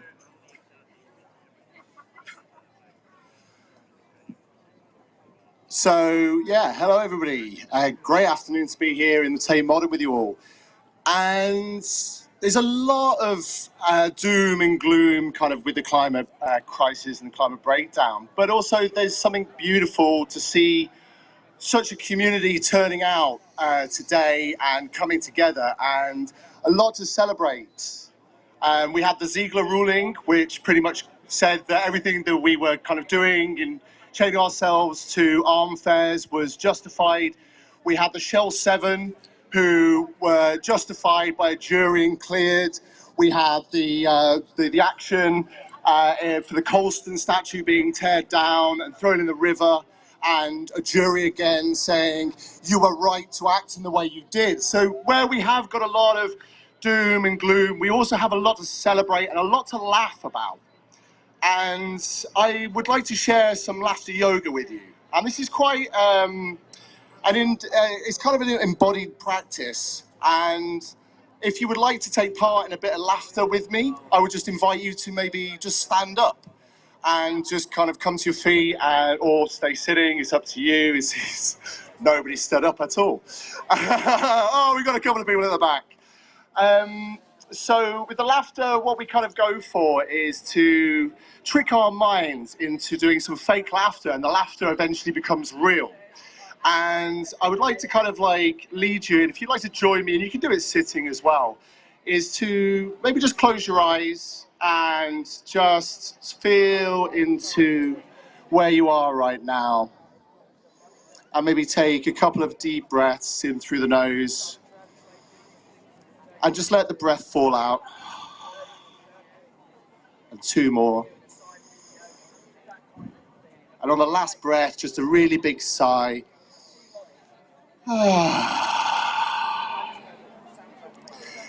And as we arrive in our bodies, I want to kind of like invite you to come to your center. And your center is like located just behind the belt buckle, just a little bit south of the belly button in the middle of your stomach. And just breathe into that space and just breathe deep into the center. And when we want to bring, there's a joy about laughter that is innate. When we are babies, when we're born, we can cry, but also before we even understand language, we can laugh. It's an energy that ripples through. When somebody's laughing, it's contagious, it's infectious, and we just start laughing. But it's like releasing that from our center. So what we're going to start off with is a laugh from the belly. And the belly laugh is like a Santa Claus laugh. It's a... So I'd like to invite you now all to breathe deep in through your nose and just laugh out with a ho, ho, ho.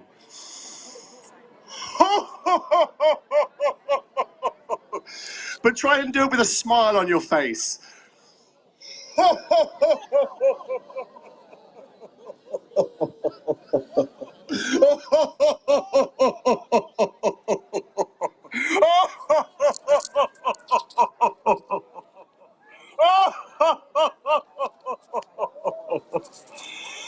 And then from the center is drawn up to the belly, and then we move into the diaphragm. And then it moves from the ho, ho, ho into a ha, ha, ha. And then this time we're bringing it right from under the rib cage, and it's a ha, ha, ha, ha, ha, ha. So take a deep breath in.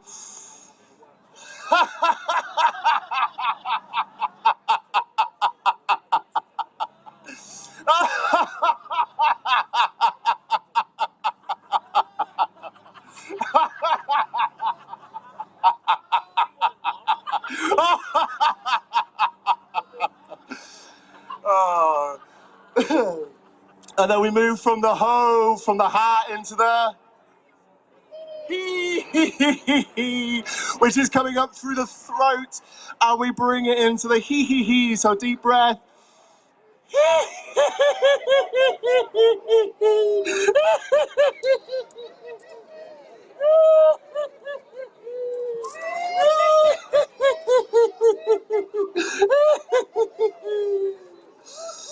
Oh, now we've brought it up from our center through the ho, the ha, and the he.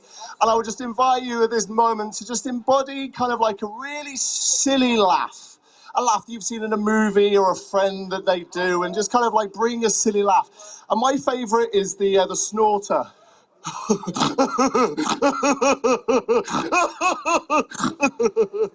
So whatever you like, whatever laugh you'd like to bring to and share with the universe and spread out through across London, give it to me now. Deep breath in through the nose.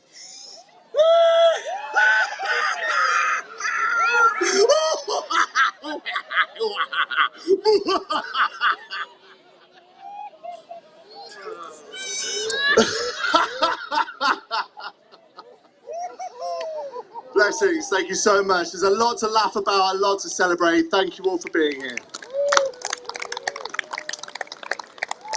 Thank you so much, Red, for that. Did you enjoy that? Great. Well, I've got a special guest here, and this is Mike, and he wants to share with you a kind of rap satire. Mike, are you ready? Can you please give a welcome to Mike? Thank you, Mike.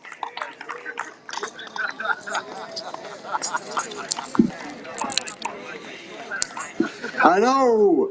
Hi guys, now I'm here to represent the strange people that don't want to face climate change, okay? And we're going to look at it from their perspective, just to add a little lightness to the proceedings here today.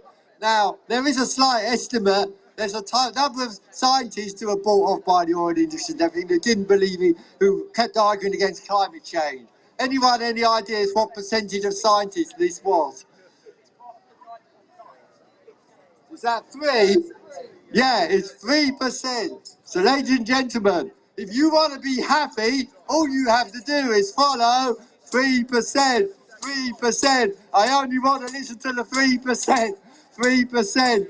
3%. I only want to listen to the 3%. 97% of scientists say mankind's getting carried away.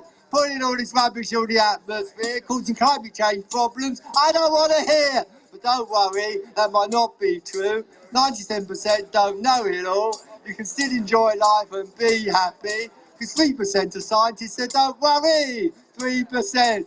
I only want to listen to the 3%. 3%. I only want to listen to the 3%. The weatherman said it's going to rain. But guess what? He got it wrong again. They can't predict tomorrow's weather yet. So they predict the long term, so we'll forget. Anyway, it's complicated, you see. The insects are dying, apparently. And if the insects die, we'll have no food. I don't want to hear that. Hunger puts me in a mood. 3%. I only want to listen to the 3%. 3%. I only want to listen to the 3%.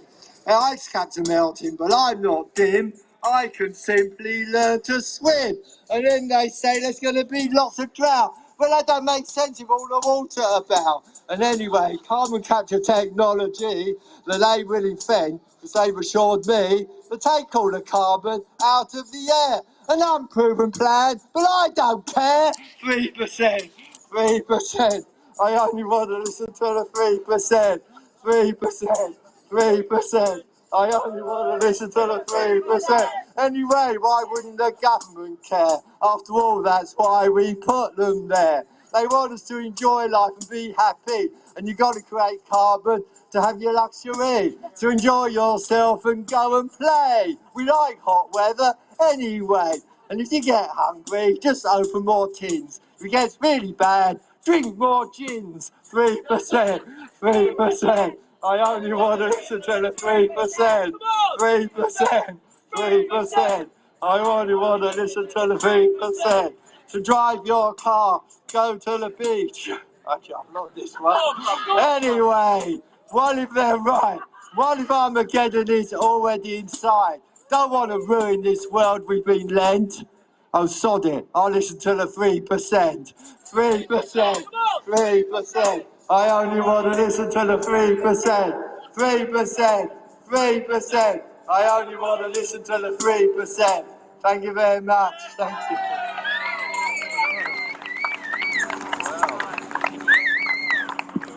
I'm just going to say it takes a lot of courage to get up here and do your thing. And he bothered and he thought about the words. Big him up, you know. It's hard coming up here and doing that. All right, I've just got this feeling. Extinction! Extinction!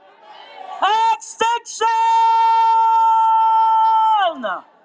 We're going to have some music, but in between that music, we're going to have testimonies.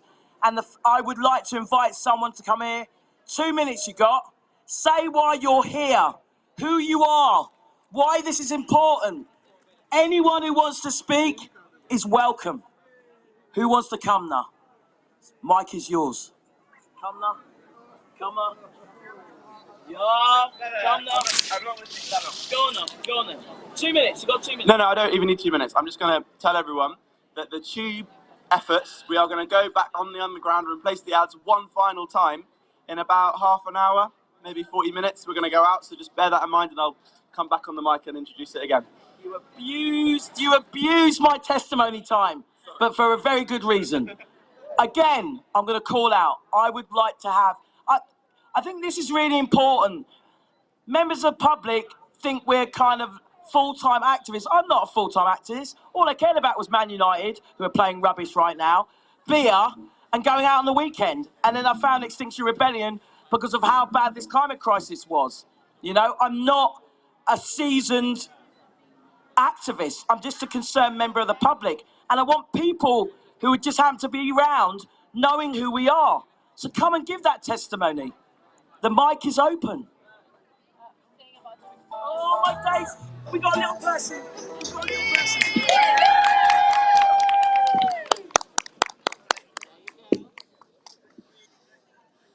Hello, I am here to... My name's Avi and I am from Maidenhead and I want to help the planet by walking to school and picking up litters and making good efforts for the planet.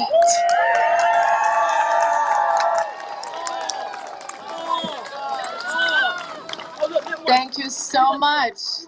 That was beautiful. I think we've got a few more testimonials here. Would you like to come? Say your name, mate.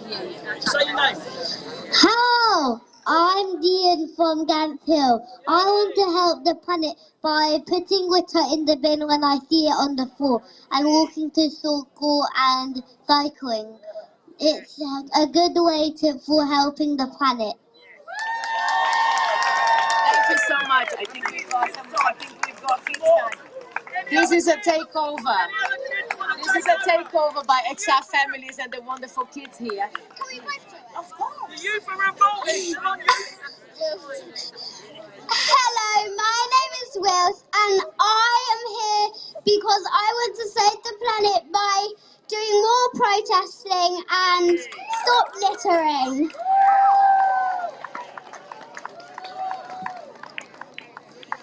Hi, my name's Grace and I'm here for my future and I want to help the planet by picking up litter and doing more protesting to get people aware. Thank you.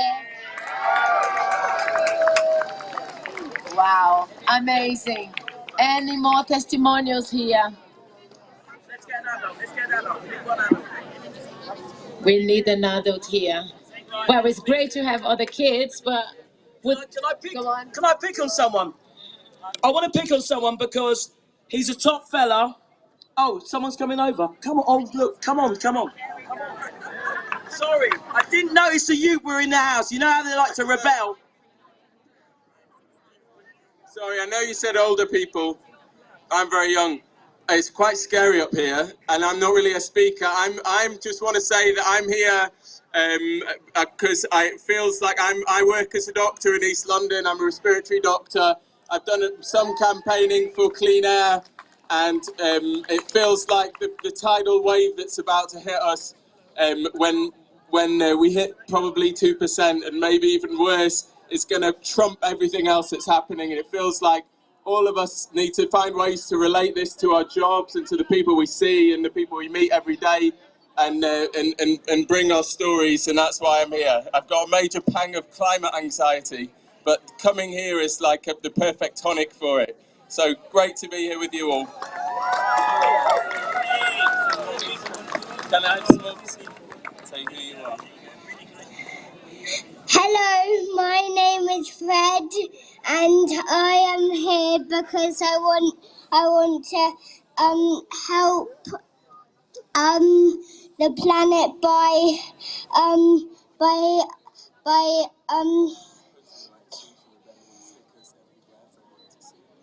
putting Stickers around on the tree for everyone to see. Putting a bunch of stallion stickers. We'll put our stickers all over the place so everyone can see them, won't we?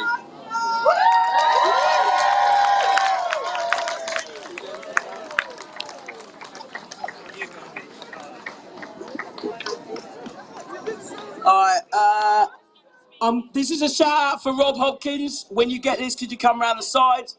Oh, is that you, Rob? This man has been a bit secretive. We couldn't find his whereabouts.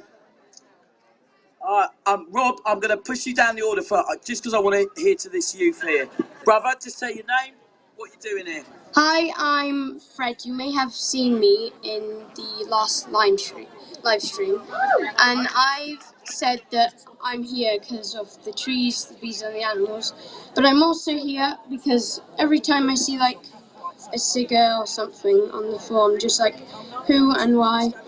And well, I just want that to stop.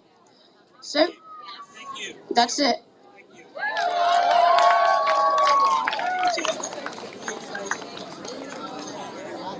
My name is Pearl Sylvester and I am here for the trees and the animals because I want a cleaner world and cleaner air, and people need to stop littering.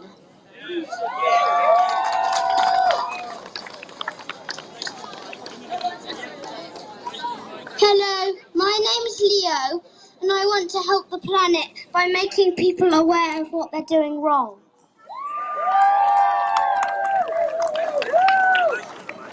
Hello, my name's Asha. I want to save the planet by picking up litter wherever and putting it in the bin. Thank you, Robert.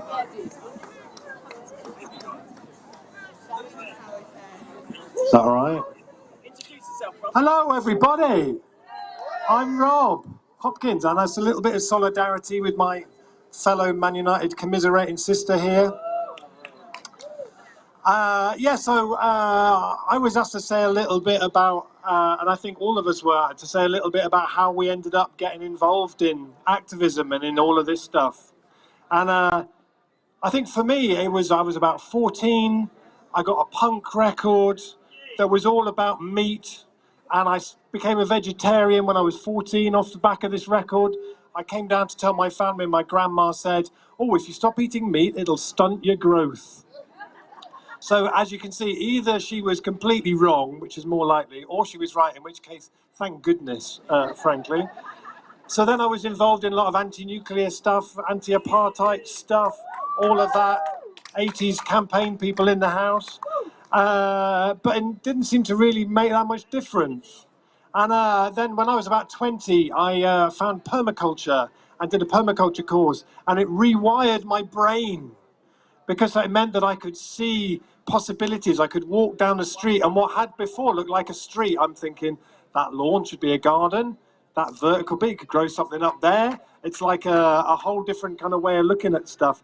And that was around the time I met Emma, who's my wife, who's just over here, and who's very, very involved in Extinction Rebellion, and who's fabulous, fantastic. And we've been together for 32 years, which is pretty good going, I think. And when we got together, we were both really motivated by this stuff, and our dream was to create a kind of eco-village project. We wanted to build a house, grow our food, do all that kind of stuff. And we went to Ireland, and we got some land, and we did all of that work, and we did that for a long time. I started teaching permaculture in the college there, set up the course that I'd always wanted to do. It's still the first full-time 2-year permaculture course in the world. Go and do it, it's great. And we built a house. We were building our own house that was built with cob and clay, and loads of people volunteered on it. And that was the thing. We was like, we're going to put this in practice and people can see it.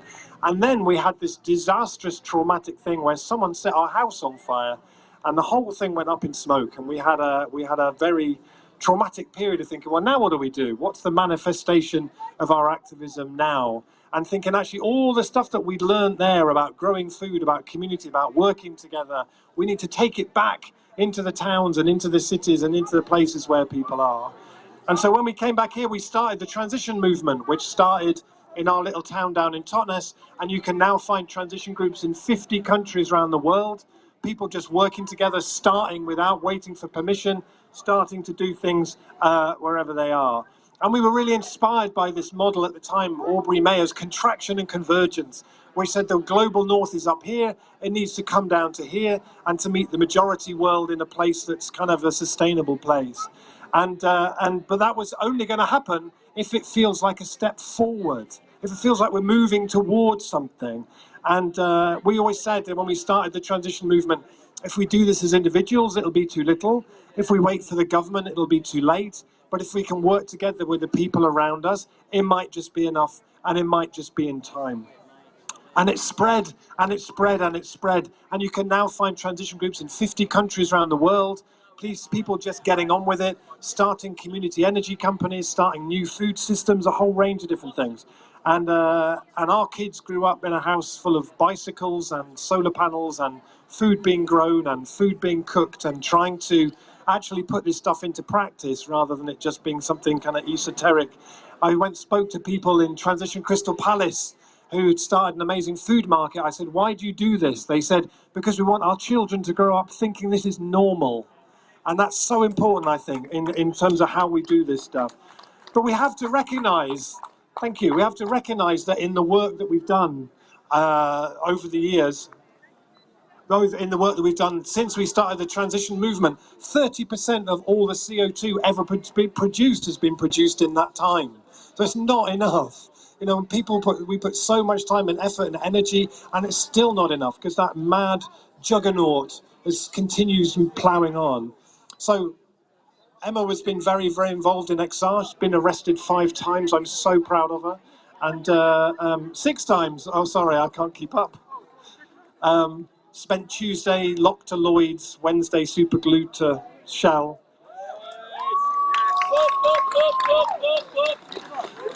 And it feels like it's all different manifestations of that same desire to preserve life. And we put different hats on in whatever way that we have to, whether it's in a kind of a big, bold, beautiful yes of creating something else, that big, bold, beautiful no of standing in front of this sort of psychopathic machine that just seems intent on destroying everything. So the other week when the IPCC report came out, at the end of it, it said, any further delay in concerted global action will miss a brief and rapidly closing window to secure a livable future. I'm sure you all read it. When I read that, we can look at that and say, well, it's too late, that's it. I look at that and I think, what an extraordinary historic opportunity we have to reimagine everything. Peter Kalmus, who some of you might have seen, amazing climate scientist at NASA, who was arrested a couple of days ago after chaining himself to Chase Bank, one of the most disgusting organizations in the world. He was asked what gives him hope. And he said, what gives me hope is that we've barely tried yet. We've barely tried yet. How can anybody say this doesn't work when we've barely even touched it? So the next 10 years, if we're to do what the IPCC tell us we need to do, the next 10 years will feel like we lived through a revolution of the imagination. Through a time when anything felt possible, when things started changing and moving really, really quickly. What would that feel like? I don't know, but there's a little story that I heard recently and I just love it. In 1964, in Zambia had just become an independent nation from decades and decades of British colonial rule. And a guy called Edward Makuka Nkolosa, who had been a freedom fighter in the Zambian resistance, who then became a school teacher, he formed something that he called the National Academy of Science, Space Research and Philosophy. And he announced at a time when America and the America and the US were fighting to get the first man onto the moon. He said, no, actually the first person on the moon is going to be from Zambia. He had the Zambian space program. They trained people for weightlessness in space by rolling them down a hill in an old oil drum. It was fantastic. He wrote letters to governments around the world and said, please send me $1 billion for our space program. And he never even wrote back. Can you imagine that? And there's a lovely newspaper article at the time that the headline says, rocket a bit wobbly. And at the time, everybody thought this guy was completely mad. He also planned they were going to go to Mars. They were going to take a missionary who was instructed that he was only to try and convert the Martians to Christianity if they wanted to. He wasn't allowed to force it on them. And they took 2 cats, and the idea was that when they arrived, they'd open the door and put the cats out, and if the cats were still alive, then it was safe enough to go outside. I'm not sure they quite thought through the whole opening the door part of that equation. Anyway, so as you know, as you've probably seen, the first person on the moon wasn't from Zambia, but actually when he died in 1989, the Zambian government awarded him the highest honours they could award to anybody. He was buried with presidential honours because he opened the space in that culture to say, why shouldn't the first person on the moon be from Zambia, actually? And we need those kind of stories that are big and bold and audacious. And when a photographer who did a whole series about him, people had largely forgotten about him. A woman called Christina Dimidel did a thing called Afronauts about him. And she said, what matters isn't that it failed because it was the work of a poor African country, but that he tried and believed it was possible. The imagination needs space. If we're going to reimagine the world, it absolutely needs space. There is in America, there's a thing called the Institute for the Future. And on the front of their building, it says, any useful statement about the future should at first seem ridiculous. Any useful statement about the future should at first seem ridiculous. I love that. Otherwise, I worry that our collective epitaph, if we don't do this, will just read, really? It wasn't that hard. Really? You couldn't figure out a way for people to live good, flourishing lives and cleaner air and better food and use a fraction of the fossil fuels you used before? Really? Was it that hard? Couldn't even be bothered to try. And George Monbiot puts it beautifully. He says, progress is measured by the speed at which we destroy the conditions that sustain life. We can do so much better than that. And we know things can change really fast. It took 10 years from Rosa Parks refusing to give up her seat on the bus to the Civil Rights Act being passed in the US. It took 10 years from the first sanctions on South Africa for the civil rights legislation to come in there. Italy has just announced they're giving grants of 110% to people to insulate their homes, whether they own them or whether they rent them. Germany has announced they're going to be 100% renewable by 2035. We saw during COVID companies that made engines for Formula One cars starting to make ventilators in 4 weeks. I went to Marseille the other day in the south of France. The mayor of Marseille is buying land all around Marseille to start growing food for a whole new system of how they feed kids in all the schools in the city, designing a whole new system there in a really short period of time. We can do this, and if we do it, we live through a time that feels astonishing and like anything is possible. And that's why what you're all doing is so absolutely important. Rosa Parks, when she'd refused to give up her seat, said that she felt glued to the seat by history. She felt glued to the seat by history. Of course, you lot are actually, you know, literally glued to the street quite often, and to buildings, and to the front desk of Shell. And I feel like actually what's really important in all of this is to feel the hand of history in the small of your back, that you know that you are on the right side of history. You know this is the right thing.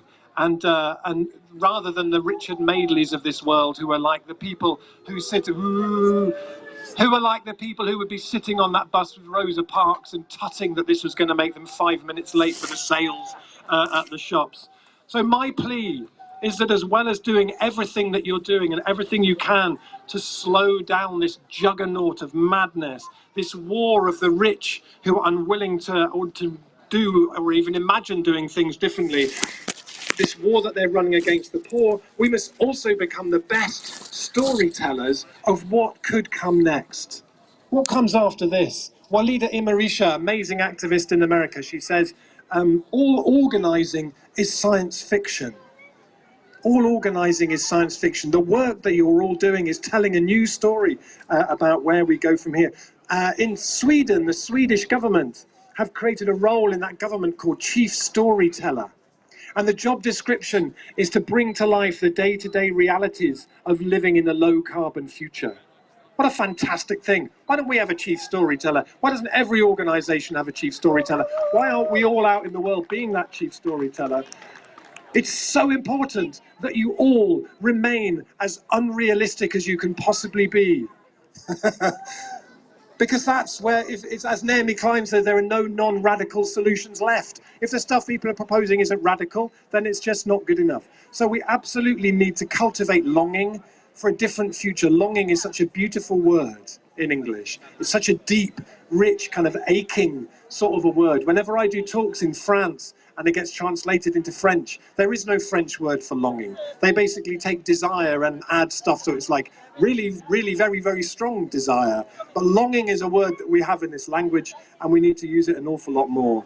So we need to, and that means you cultivate longing through poetry, through storytelling, through music, through art, through enormous pink tables, through bridges that are turned into forests. So I'm going to hand over to my young friend, so someone who's come in. I just want to leave with thanking you all for everything you do, and with Arundhati Roy, the great Arundhati Roy. She said, "What lies ahead? Reimagining the world. Only that." Thank you very much. Proper star, proper star. Listen, we've got a brother here who wants some lyrics. Come, brother. Come, brother. Nah? You know what? When you feel like it, you just speak to me, man, and we'll do some business together, yeah? Be chilled, be chilled. I'm looking Is there someone called Sally in the house? Who's Sally? All right, Sals. Bit of testimonial time, peeps.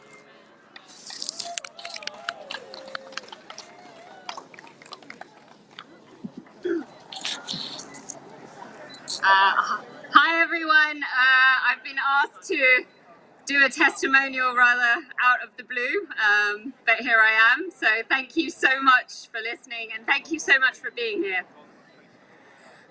Why am I rebelling? My cousin, Iggy Fox, zoologist and fellow rebel, immobilized the streets of London with you all 3 years ago.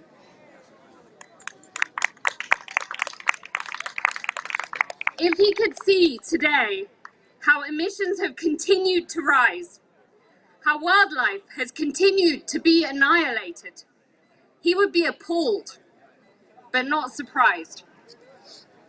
I am enraged as a young person, as a Peruvian, as a human being, having the privilege of living in a high consumption country which blinds itself to the destruction it imposes and has always imposed on the global majority. It's disgusting, to be honest. We may not witness the extinction of all living beings, but with the annihilation we're propelling ourselves into, will life even be worth living? I turn my anger into action. Compassion is the last shred of hope we have. As Fox once said, spark, shelter, and nurture the flame of passion until it roars. That energy, that power can be harnessed to change the world. That's why I'm here. It's you.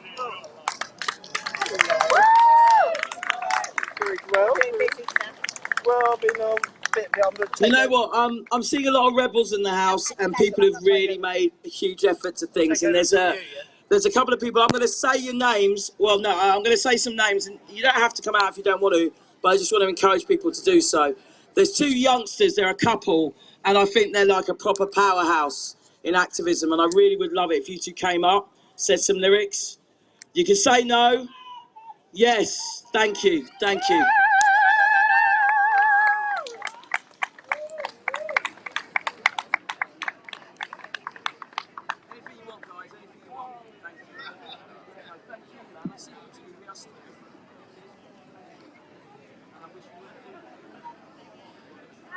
Hi everyone, my name's Loz. My name's Miranda. I'm 22. I've been doing this work since I was about as tall as some of the little ones that are here earlier. And recently it's got tough. And I have to be honest with myself that this work is draining. And right now, it would be nice to be over with the sound of the band rocking out in front of the big building over there, but I'm here for regen. I'm here to reconnect with all of you and share that gratitude for people who are going to come out again and again. And right now, and I've been taking a bit of a backseat and trying to find myself, this incredible person has been doing insane amounts of work for all of us, for people who need it. So I'm going to pass over to her now. I just want to say I just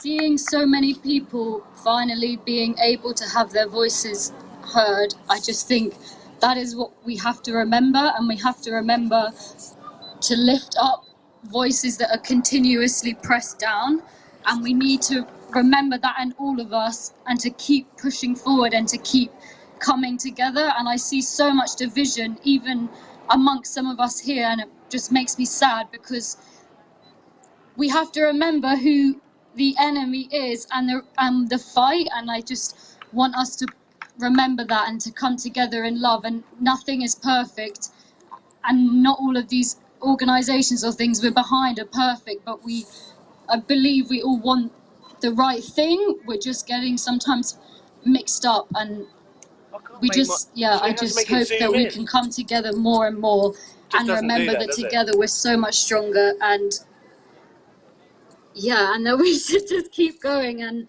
on all the different levels, and so many people who get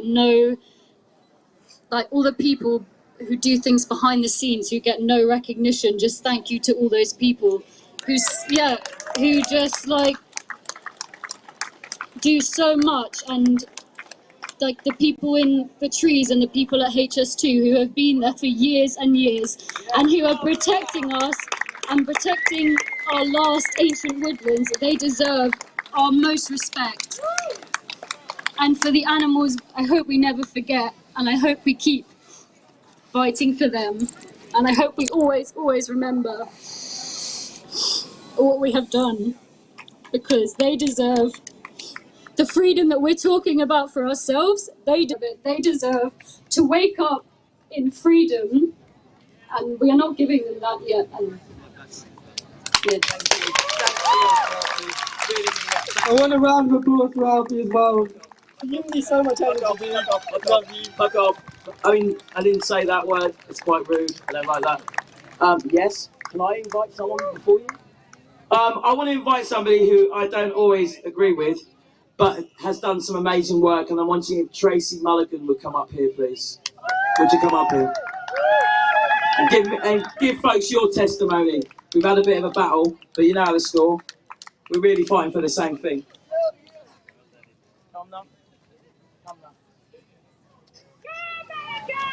Hi. This never gets easier. I'm Tracy, and in October 19 I didn't have a clue about any of this, so thank you to everybody who was here long before me. I don't know how you've held in. It's very difficult to stay safe and sane. So I heard a tiny clip on the news, and they were saying that there were protesters in London saying a climate crisis had been declared.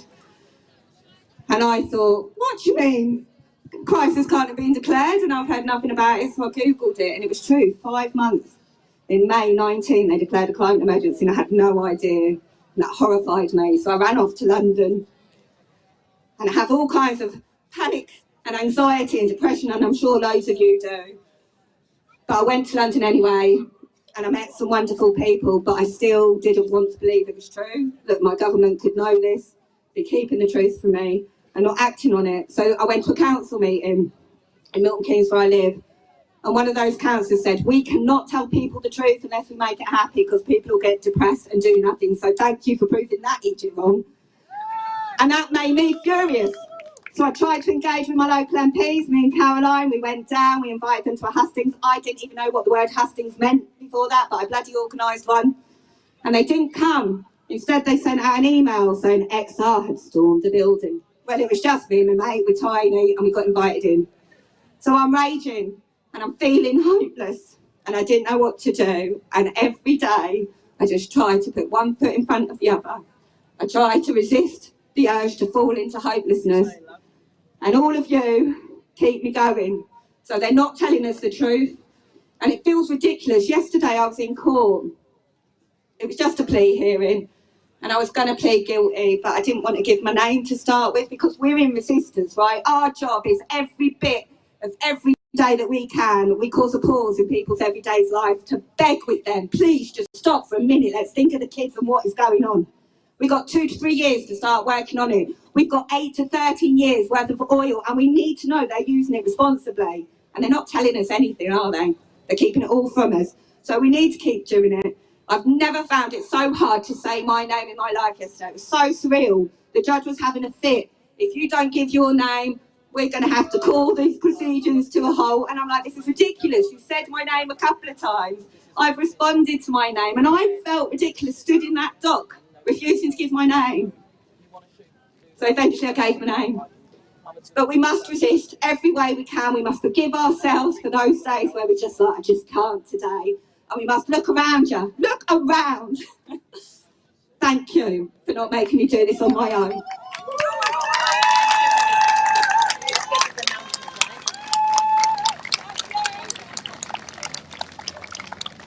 We've got an announcement.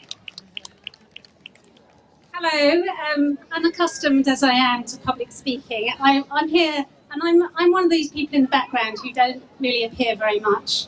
But I'm here to announce an event tomorrow that Writers Rebel are organising with Tong Fu and Hot Poets, who are brilliant performers. We don't know climate collapse is racist, don't believe us. Our oil-addicted culture disproportionately affects black people, indigenous lands and communities of colour. And that's why we have black, Asian and minority ethnic writers calling on big oil to stop production now. 2012 London Olympics poet Len Sese, Costa Award-winning Monique Rothé, Ted Hughes Poetry Award winner Raymond Antrobas, as well as performers Patience Agabi, Zena Edwards, and writers Nikesh Sakula, Courtier Newland, and more, have come together to perform new work, live poetry, and speak truth to power. This is a spoken word action, free to all, no sign-up. It follows the Easter Friday March, so come after, because the impacts of police action on the global minority individuals, it is a low-level risk of arrest. No one's going to be arrested here. We've got full support of our friends here at Tate Modern and everybody here, which, you know, I just want to say thank you, everybody. Thank you for supporting Extinction Rebellion. Thank you for supporting all these people who are rebelling, because they're speaking truth to power, and you know, I'm proud to be with you here today. So tomorrow, 4 till 6, an amazing lineup, and it's free. They're coming here for you. So come back, come and join us. Here, over there, just over there. So I think I've said enough. Thank you very much. And thank you, Rob. And thank you, Miranda. You're just totally brilliant. I'm in awe. Thank you. Thank you. Right. It's all right. Yeah, sweet. Right, there's this rebel I know, Samba Queen. I'd like if you came up and did a little testimony. Would you come up? Oh, Phyllis, by the way. Phyllis.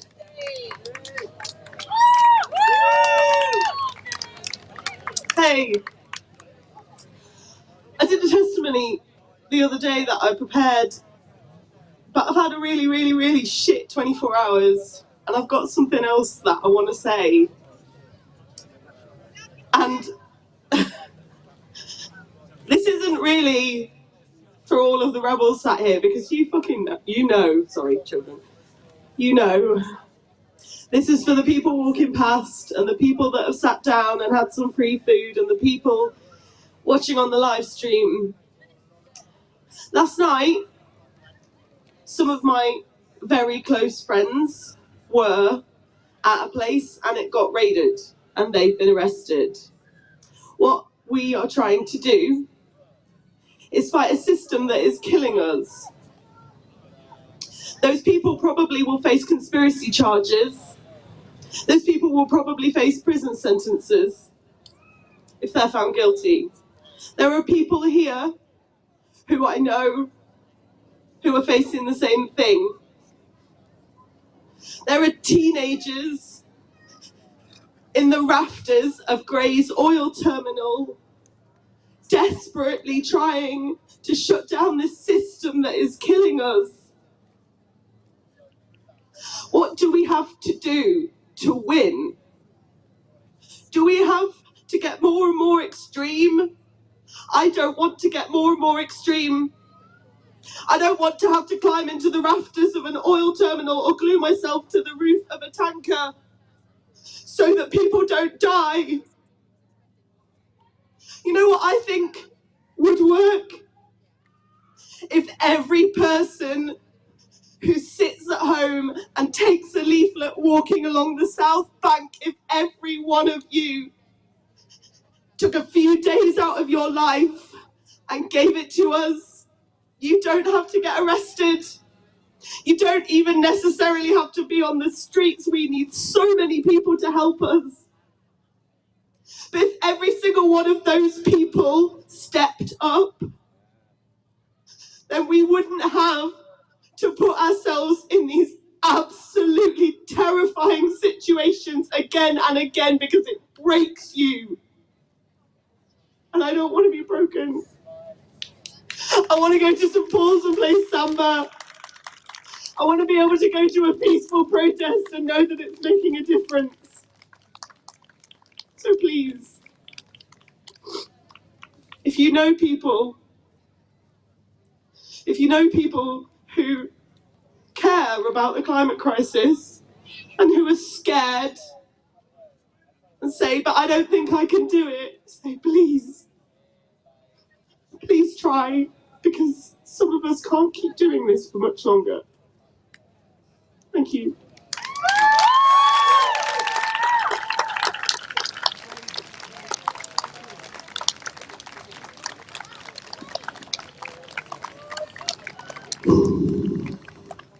Phyllis. Did I think Phyllis was going to say all that? No.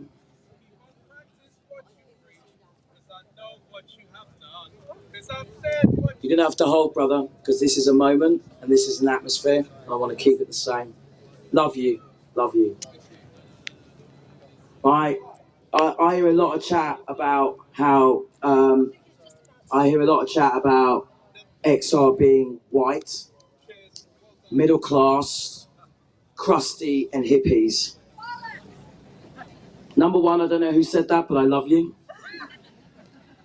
But you know what? I'd rather a bunch of white, middle-class, crusty hippies give a shit about the South World and do something, even if we're supposedly not reflective of Britain. I think we are. I'm looking here. Majority of people in this country are white. I think 6% of the population is Asian. Maybe another 3 or 4% is people of Afro-Caribbean descent. Maybe another 1% of LGBT or something. So, like, we kind of do reflect what Britain is. You're not supposed to have shitloads of black people, because there's not shitloads of black people here.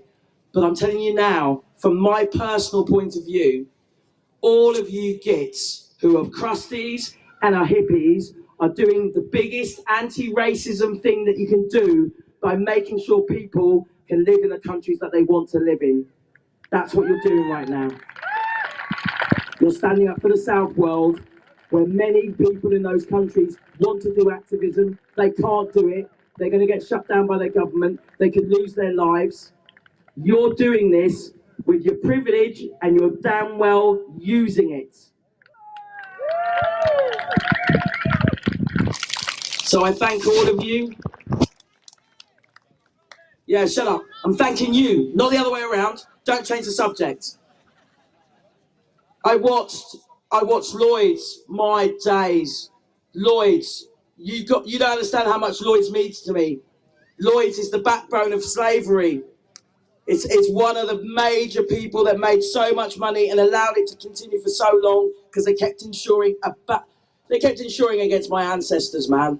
My ancestors. Then we get sexiness with Shell when the Ogoni 9, the Nigerian crew. You lot, fucking love you.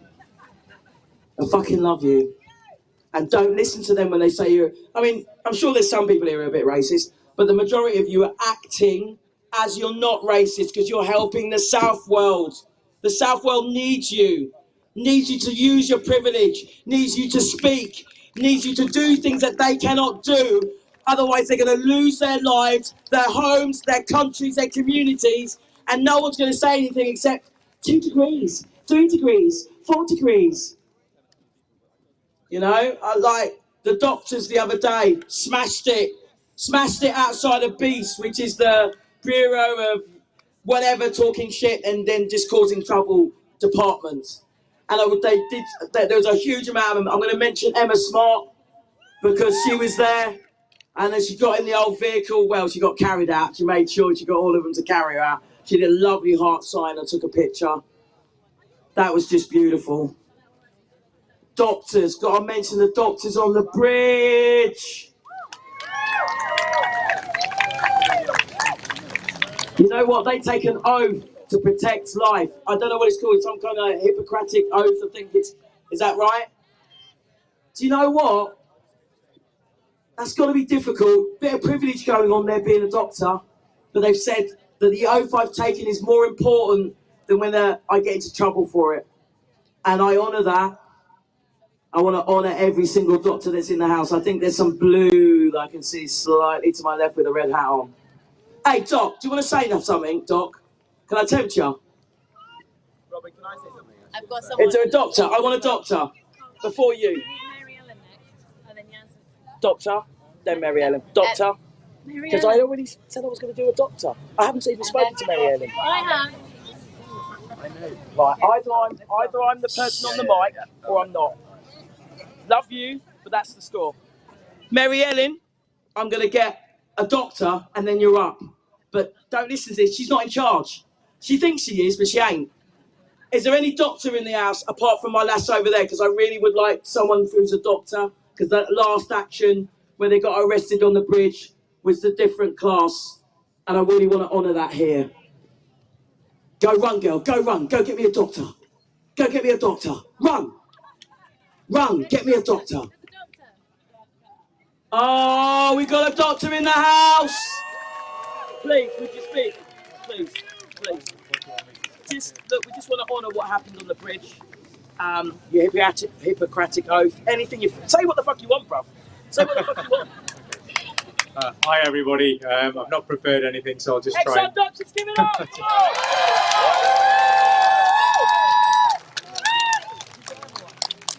So I'm just going to try and speak from the heart a little bit about why we've kind of been getting involved.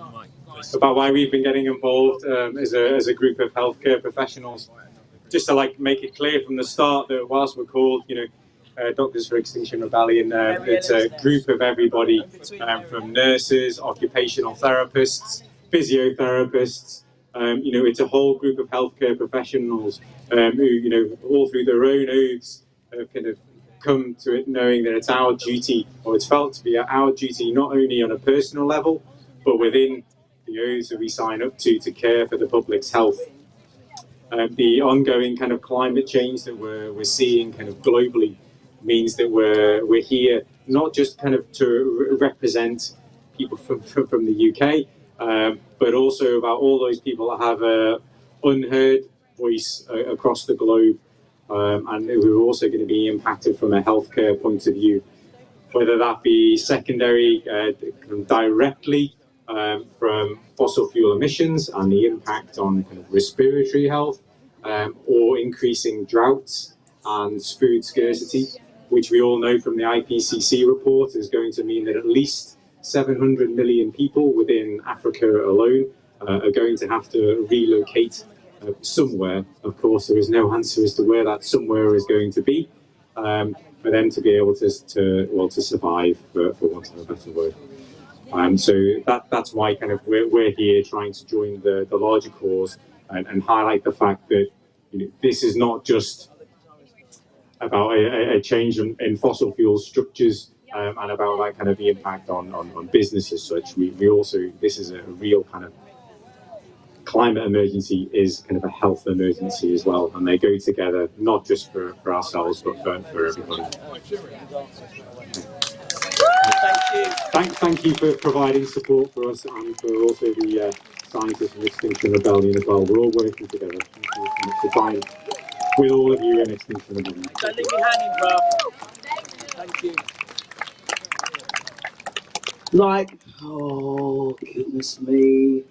I think it's really important, this testimony, because we spend so much time doing this and the actions, we don't know what each other are going through.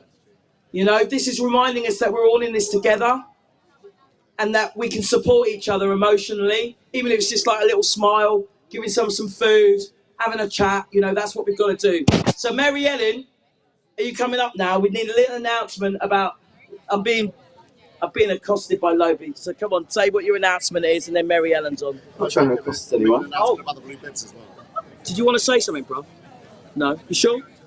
All right, brother. Sorry. Can you make an announcement? All right, so just to let everyone... Yeah, I will do. Keep going. Yeah, cheers. Just to let everyone know, we've been going down on the underground every outreach day, and we've had a lot of success replacing the tube ads, speaking to people on the trains.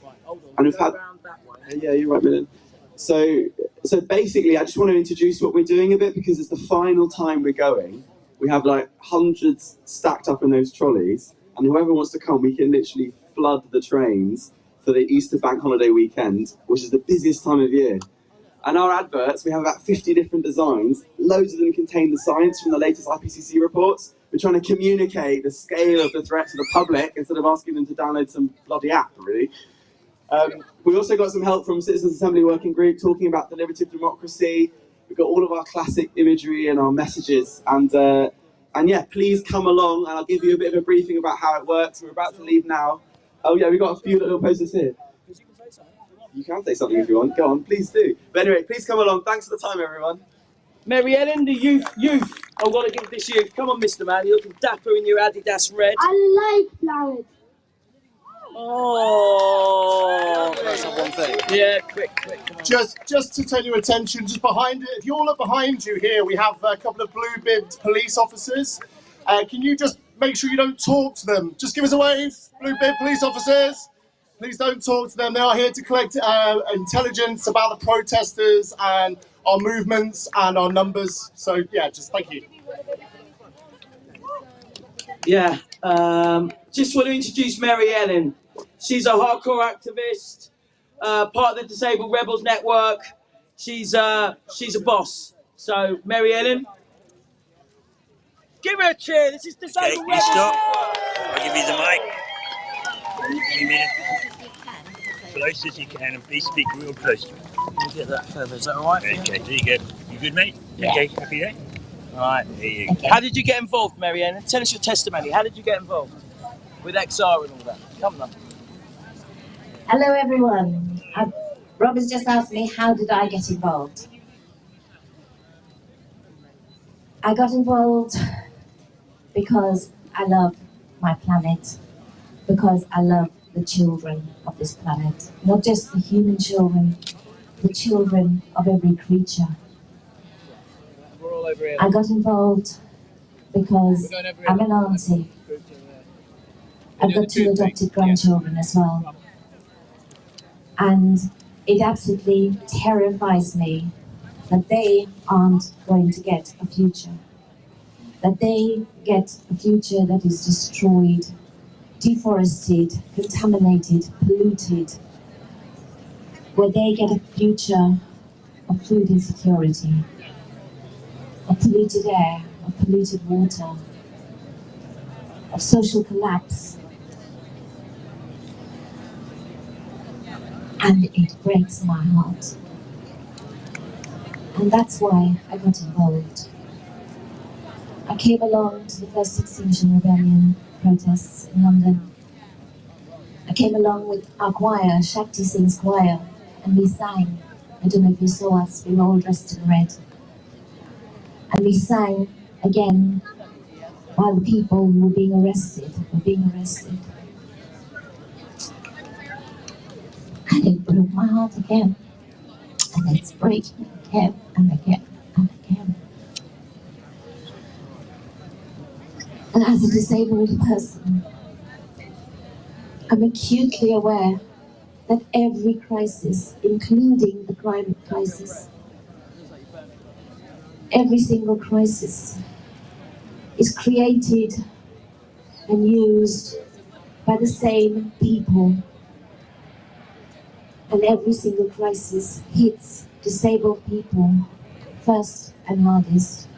Families with disabled children, families with disabled elderly people. Disabled people are not just hit first and hardest, they're also considered last. They're the last ones to be prepared for. When this government did its daily COVID briefings, there was no BSL interpretation. We had to actually push and bully and pressure them into finally giving in and having BSL interpretation. It just shows this government's attitude to disabled people. We don't matter. Our lives don't matter. It's not even that we don't matter.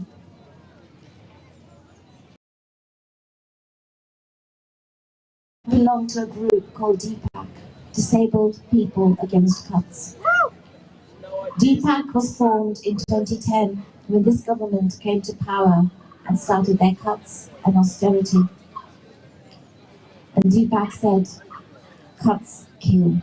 austerity kills. People will die. We were told that we were just scaremongering. So in 2011, under a Freedom of Information request, the government was asked, so tell us, you say nobody's dying, we say they are.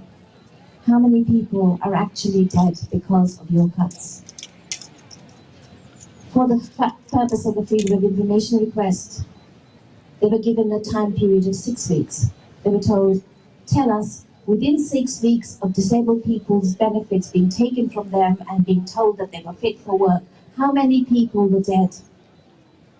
And they gave us the figures for 2011. Not even the whole of the year, just part of the year, 10 months of the year. Does anyone want to hazard a guess of how many people, disabled people, the government actually admitted had died that year from their cuts? Does anyone want to hazard a guess? The figure was 10,600. 10,600 disabled people dead within the year, all left to die without the benefits that they needed to survive. There were people dying anyway, but their last 6 weeks was left with no money, having to fight for their lives. There were people whose conditions got worse because they couldn't cope without enough food, without housing, without the support they needed, with having to fight and use every bit of their energy to fight for their lives. There were people who committed suicide because they could cope no more. Every single one of them murdered, literally murdered by this government, because when you do something that you know will result in somebody's death, and you still do it when you are told, you do this, people will die. That is murder. Yes. Yes. Nothing short of murder. Yes. That was that year. Since then, every year, we've had tens of thousands of disabled people die. By the time COVID hit this country, there was 250,000 disabled people dead. 250,000. When one extra death is unacceptable, how will we able to have 250,000 disabled people dead in plain sight without our government acknowledgement of it, without the media saying a word about it? They said, if anything, they said tiny bits, but mostly they didn't make any news. The majority of people had no idea that disabled people were being murdered. That cuts kill, that austerity kills, that this government was deliberately choosing to push people into early graves. Then COVID came along. And that was a huge boon to this government's depopulation agenda. Because now they could depopulate not just the disabled people, but anyone and everyone else too. But particularly those they see as useless eaters, those they see as scroungers and takers and portray as benefits scum, people that don't deserve to live. They use rhetoric of the deserving poor and the undeserving poor. They say that they're making sure the benefits go to those most in need. Well, what about the rest of the people who are in need? By the time COVID came along and gave them an excuse, they started to use it. And the OMS reported that 6 in 10 of the COVID deaths in this in England are the disabled people. That's 60% of the COVID deaths, when we only make up 20 to 25%, depending on which measure you use. That inordinate amount, that inordinate number of disabled people's deaths is proof positive that this government is making sure that disabled people die in huge numbers. They now say no lateral flow tests, no need for masks, no need for any COVID protections. Our doctors and nurses are not just here protecting us from the climate, they're protecting us inside our hospitals and inside the GP surgeries, and yet they are not being given lateral flow tests to protect themselves and their patients. When a doctor can't do a lateral flow test to check whether someone has COVID, how do they treat them? When they're not given the tools to do what they need to do. Just as we aren't being given the tools to do what we need to do to protect the planet. Round it up, mate. Round it up. But it's not just disabled people, it's every single person and every single creature on this planet. Every blade of grass on this planet that is under threat. And instead of doing something about it, instead of responding to that climate crisis and acting upon it, the climate crisis they have declared under pressure from this wonderful group of people that are Extinction Rebellion, they've declared it, but what are they doing? They're investing in new oil, new coal, new nuclear. They're continuing to pollute and contaminate. They're using the fuel hikes and the cost of living crisis as an excuse to keep pushing their agenda. And that's why we need to keep doing what we're doing. And that's why I'm so proud to be part of Extinction Rebellion, part of Exiled Disabled Rebels, part of DPAC, part of you. Thank you so much for listening. Thank you. I forgot one last thing. I don't know if you know, but Angus Rose, Uncle on Hunger Strike, is now on day 32 of his hunger strike outside Parliament. He is demanding that this government gets a brief from the UK climate chief,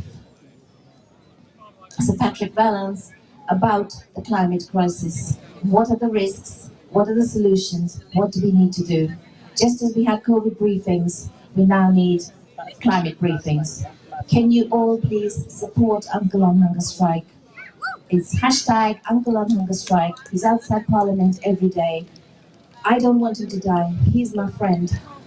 I am absolutely petrified for his life, for the lives of everyone here, and the lives of future generations.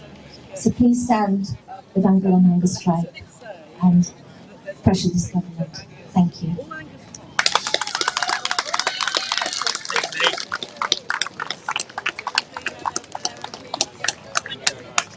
Thank you, Miriam. Smashing as per usual. No, fuck it, don't worry about me, mate. What's better for you, that way? Yeah. Yeah. Disabled Rebels Network in the house. They've been hardcore. We're very fortunate in the Justice Steering Group. We've got some Disabled Rebels Network members, and they've made sure there's been accessibility kits. They've made sure we had an extra rickshaw for anyone who had mobility issues, so anyone who's got accessibility needs has the right and the ability to go and protest with us. Just off the back of what Marianne said, please do mention this to your MPs. Talk about the uncle who's outside of Parliament. Put the pressure on. Tell your mates to do the same. I want to introduce you to a geezer now called Alex Faslane. He's going to say what he wants to say. Go on. Hey, how's everyone doing? Nice to see you, beautiful people. Up a bit, there you go. Yo, so today I went to the Houses of Parliament to see Angus Rose, and he asked me to come here to read this to you. This is his leaflet that he has there.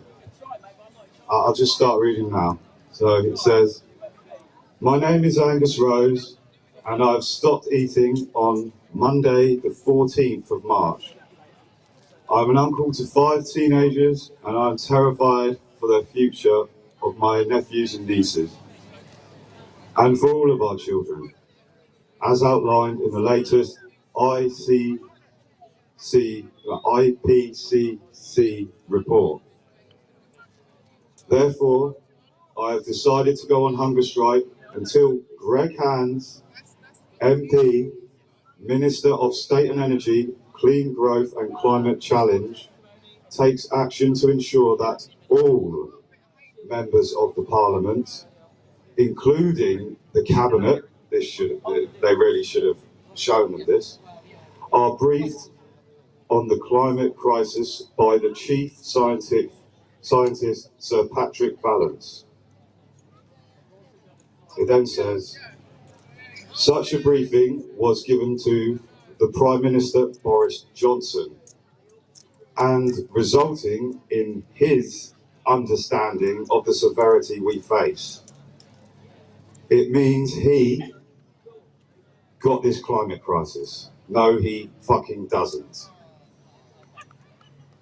It then says, I am continuing my hunger strike until I die. I will not start eating again until Minister Greg Hands acts to organise this briefing. So this is his leaflet here. I'm going to stick it to the side of the bike for the day, and it's got stuff to his Twitter and his Instagram. Now, he specifically asked me, because of the sensitiveness of this situation, that any reposts on your social media are un-XR related and other climate group unrelated, or this could cause trouble. So he has said that if you go and visit him, try not to wear symbols from groups, because he's doing this independently and there's a good chance this could work. But if the press, like they have apparently already, have taken shots with XR and maybe mixed some messages, so he's asking to have it reposted but not related to climate groups. So essentially what this means is Boris is holding all the information that should have been shown to the whole of Parliament, keeping it secret from people who would push against him as he pushes new deals forward for green energy, or his new fantasy about nuclear power stations being a solution when they are clearly not. They are much more expensive and they will not help the situation. We should be putting this money into renewables. There's no jobs for nuclear power station. There's so many jobs in renewable. It's quicker and cheaper. We won't go into it now, but just be aware there's petitions against the power stations as well. Now, Angus Rose has his own petitions going, and he needs us all to sign them. So if we can repost this on our social media, we can get a bit of evidence to expose Boris for what he has done. And we would like to do that very much. So let's get this petition out on social. And remember, keep it plain, keep it simple, and put in the post, repost, let's get this out. We can get some evidence on Boris. Let's do it. I'm going to stick this to the bike, his thing's there. Thank you, beautiful people.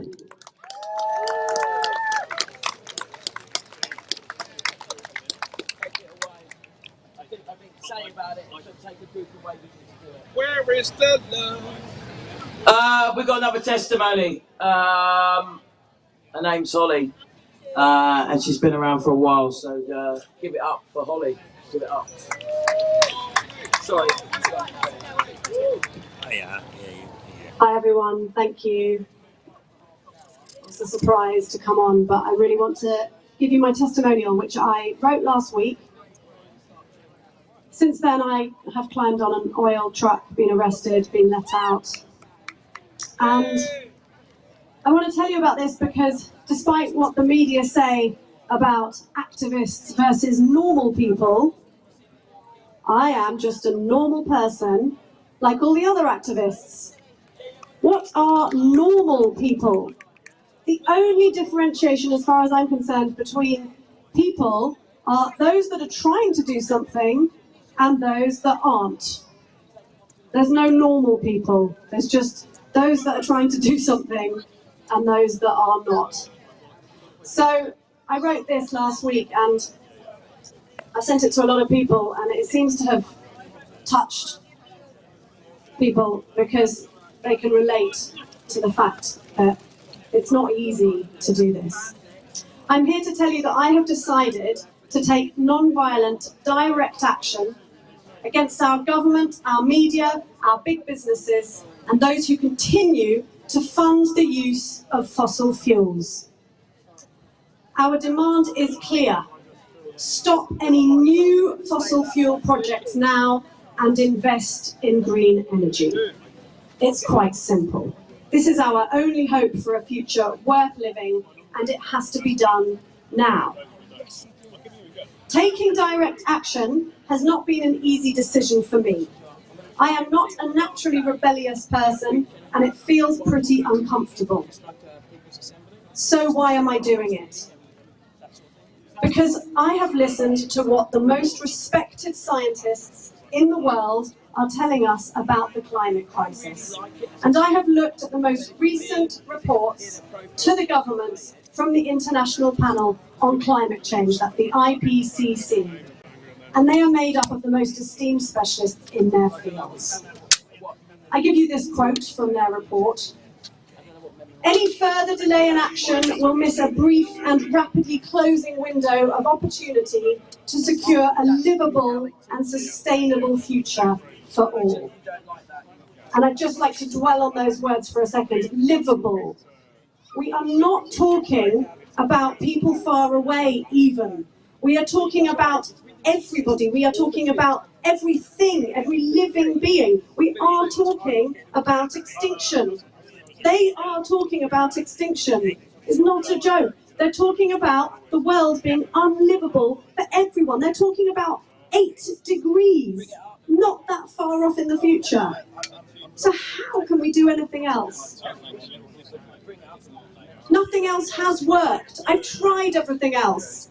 I've been signing petitions my whole life. I've been on demonstrations. I've got involved in local politics. It doesn't come close. So why am I telling you about it? Well, firstly, because the media is not. They have reported continuously on COVID for 2 years. All the science, all the numbers. And of course they're now reporting continuously on the Ukraine war. And of course they should be. But they should be reporting continuously on this. Every day they should have been reporting on it continuously every day for the last 40 years.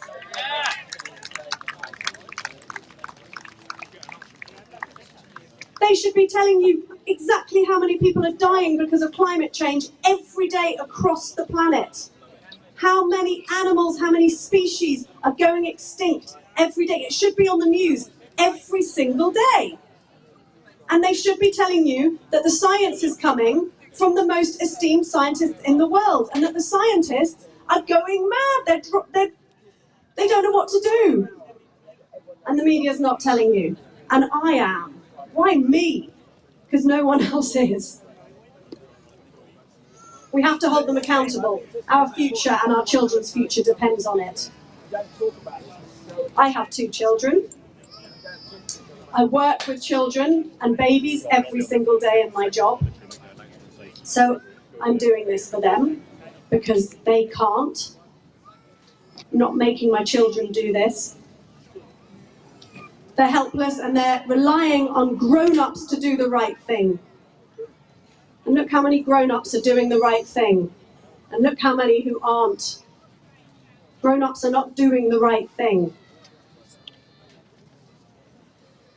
I was partly brought up a Quaker.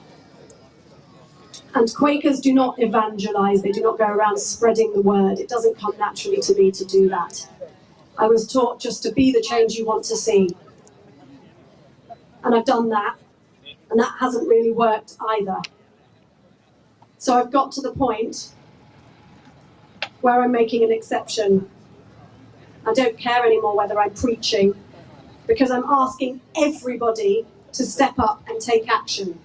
And I'm not scared that they don't care about the crisis, I'm just scared that they don't know how urgent the situation is because the media's not telling them. And I'm also scared that they don't think there's anything they can do, but there is. I don't mean to frighten people, I mean to empower people. Non-violent direct action works. It was the tactic used by Gandhi, by Martin Luther King, the freedom riders of the civil rights movement, many of the suffragettes, and those are just a few. And yes, they were disliked at the time. But they're respected because they made change, and we have got so much change to make.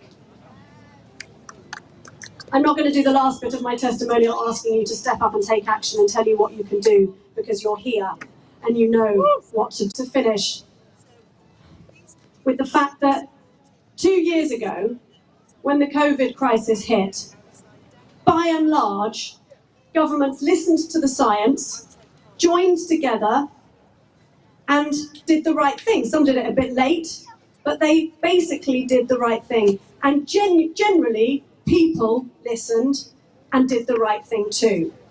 That was a dress rehearsal. That was Gaia or God or whoever you believe in to be the force behind this, even if you just think it was coincidence. That was a dress rehearsal. It was a perfect dress rehearsal. They handed it to us on a plate and we did it. And most of us came out the other side. And we have another crisis on our hands, an even bigger one. And basically, we just have to do the same thing. But we've got to make the governments do the same thing because they're not listening. The governments need, quite simply, to say to us, I'm really sorry, we've made a mistake, we're listening to the scientists again, and there's a really, really urgent problem that we haven't been telling you about. And we're very embarrassed about it. But there is, and so what we need you to do is lock down again while we sort it out. You can't fly, sorry, you can't drive, you can't eat animal products, but unlike with the COVID crisis, you've got each other.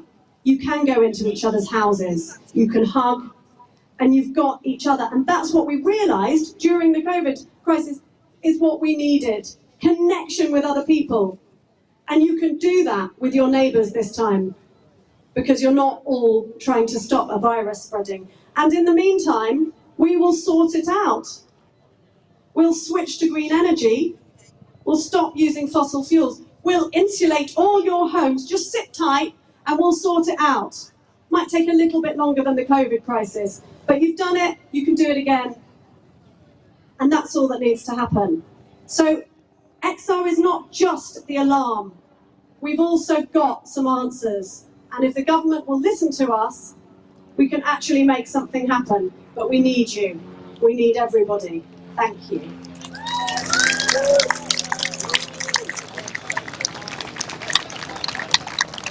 Sorry, I forgot to mention as well that Saturday, this Saturday, 6:30 p.m, Angus is holding his weekly visual outside the Houses of Parliament. I think we should all perhaps go and show him some support. It's a candlelit visual, so bring candles. That's Saturday, 6:30. Let's go show some support and remember to keep your eye on this and get this reposted. Thank you. All right, you listened to a lot of chat. There's a bit more chat, and then there's some music for half an hour, and then there's a bit more chat. So we all know that we've kind of evolved. There's other campaigns, Just Stop Oil, IB, Exxon, whatever you think. But what we are is the easiest point that people can get into to understand what rebellious acts look like, how they can get into activism. And so what's really important is that we who are here become the next mentors and go out, speak to the public, increase our numbers. And so we've got a fella here, oh, sexy dog, distracted, who's going to talk about the 3.5 campaign. And welcome. Off you go, bruv. Hello, everybody. So, Speak up a bit, mate. yeah, sure. Speak close to it. There you go. How's that? Is that all right? Closer. As you can see, not really good with mics. Never really used them before. Lovely to see everybody. Very briefly, because I know you've been listening to a lot of chat, but I'm going to invite some of you. Actually, can I have a quick hand show? Who's already involved with Extinction Rebellion here? Yeah, that's a pretty good show, isn't it?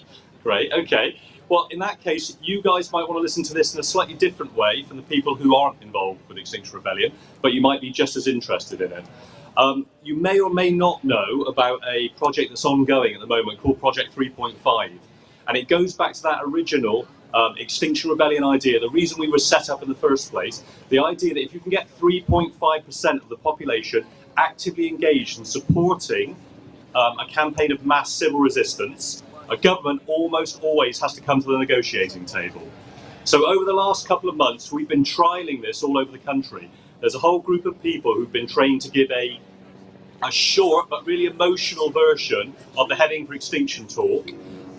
The way it works is we find a venue in a particular area, we door knock streets around there, invite the local people to come to their local community centre or picture house or whatever it may be in a couple of nights' time. We give a version of this talk and then we ask them to sign up with Extinction Rebellion afterwards for newsletters and to get involved actually in the movement. And so far it's been really successful. We've had quite large groups of people turning out, new people turning up at meetings, and it's energised existing rebels and energised new rebels to get involved as well. So I was asked to come along here today to invite anybody who would like to hear a shortened version of this talk about the science, joining up the dots, and then what Extinction Rebellion is all about, how you get involved in it. If you'd like to do that, I'm going to be over there in about 5 minutes. If you kind of gather around, it does involve a bit more involvement. It involves you actually doing some stuff. This one, it's a bit kind of you're going to have to put some energy into it. But if you'd like to do it, it'd be great. I'd love to see anybody over in the far corner by the where you can see the Welcome to Tate Modern thing in about 5 or 10 minutes time, and it'll be about half an hour or so. So if you fancy that, it'd be great to see you over there, and I'll tell you more about 3.5. And also all the people already in XR. This is the big mobilisation strategy for this year. This is how we get those hundreds of thousands of people out onto the streets, by snowballing these talks and inviting people along, inviting people to get involved with what we're doing. So it might be that you come over and think, this is something I want to get involved in my local group, or I want my local group to get involved in and start doing after we the dust settles from this rebellion. So come along for that reason, come along to hear the talks, you haven't heard it for a while, or just come along because you would like to support me, which would be amazing. Okay, thanks everyone.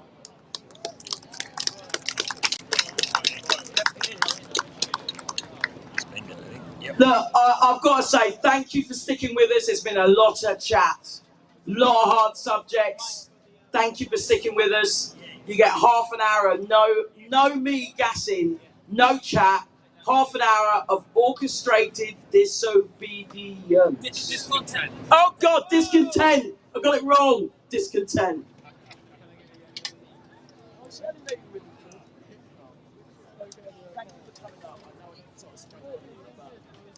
One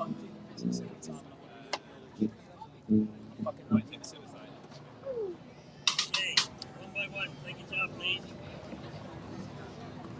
So we've got a couple of, so that, keep at the end of the we'll be back like half an hour to get to the toilet.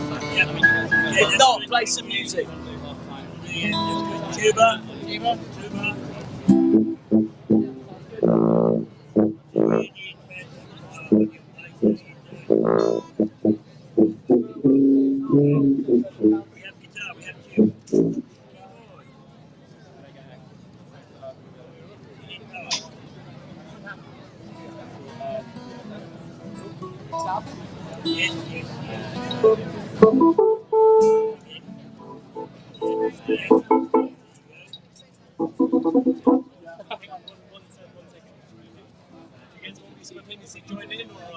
If you feel like it.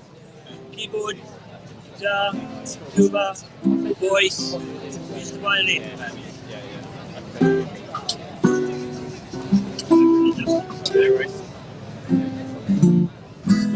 Try and look at each other as much as possible, I think.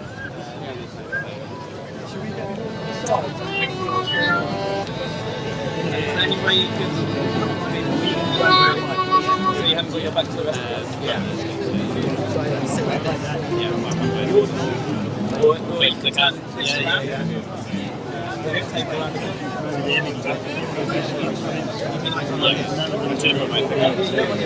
Like if you're like side on but the other way. If you can be facing the other way, that's perfect, right? Or maybe that's not possible with the lead. Yeah. Pivot back. Pivot.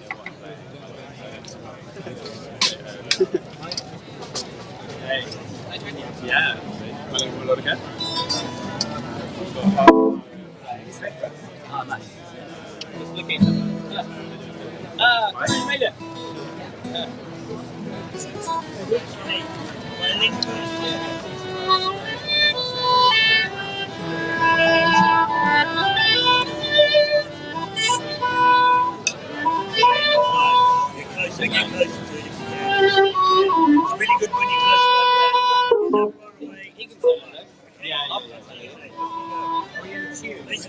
Close you get.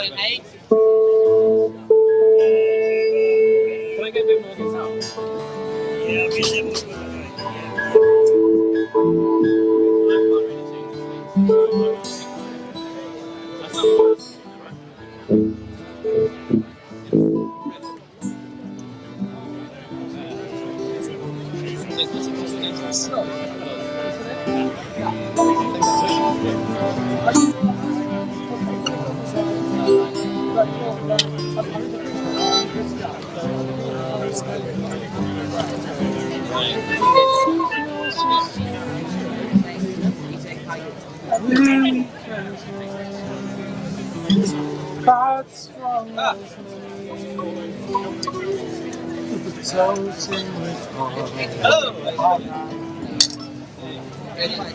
Firing belly.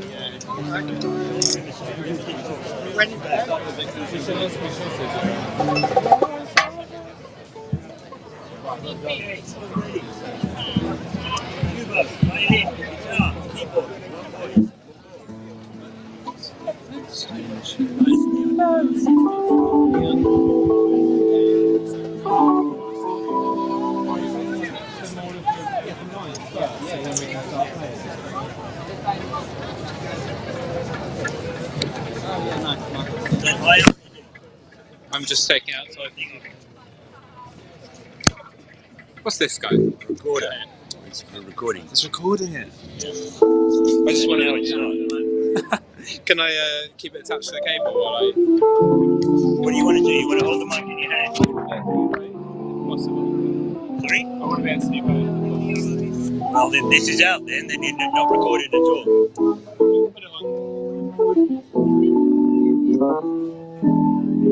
Hello everybody.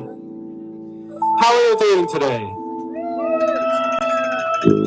I'm going to warm you up with a little bit of the call and response of going, Extinction! Extinction! Alright, are you guys ready to sing? Guys, I'm going to do that panto thing. Are you guys ready to sing? Alright, we're going to teach you a series of different melodies that can all be overlapped in a moment, and then we're going to play something and we're going to see how this works. I'll probably end up dividing you in groups or something, but the first one, so the first tune goes Extinction Rebellion, Extinction Rebellion, Extinction Rebellion, Extinction Rebellion. Like that. Try that with me. 1, 2, 3, 4. Extinction Rebellion, Extinction Rebellion, Extinction Rebellion, Extinction Rebellion, Extinction Rebellion, Extinction Rebellion, Extinction Rebellion, Extinction Rebellion. And you guys on your own for a bit? 3, 4. Louder, guys.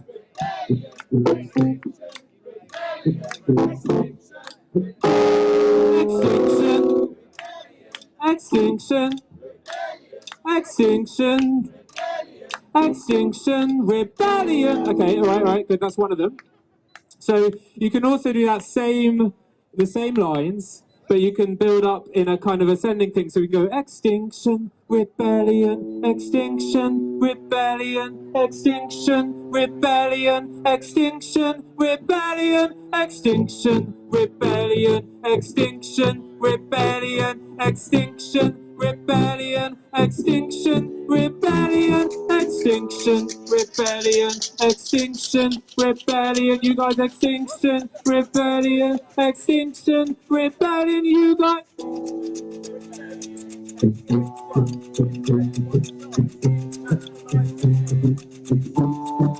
Alright, so that's two of them. Then we got a third one, which goes, yeah?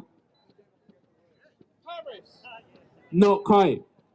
But we can sing Paris if you want. So we got, the sea is rising, but so are we. The sea is rising, but so are we. The sea is rising, but so are we. The sea is rising, but so are we. All with me? The sea is rising, but so are we. The sea is rising, but so are we. The sea is rising, but so are we. The sea is rising, but so are we. You guys without me?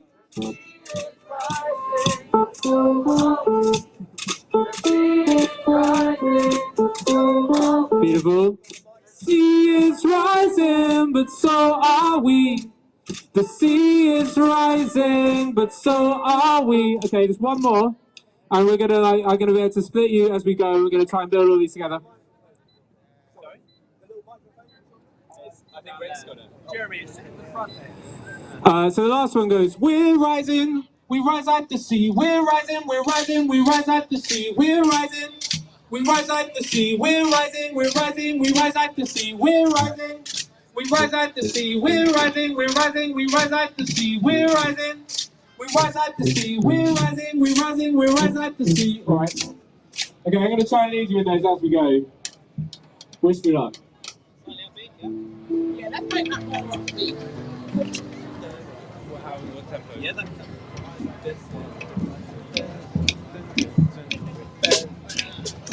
Yeah, that's it. Yeah. 1, 2, 3, 4.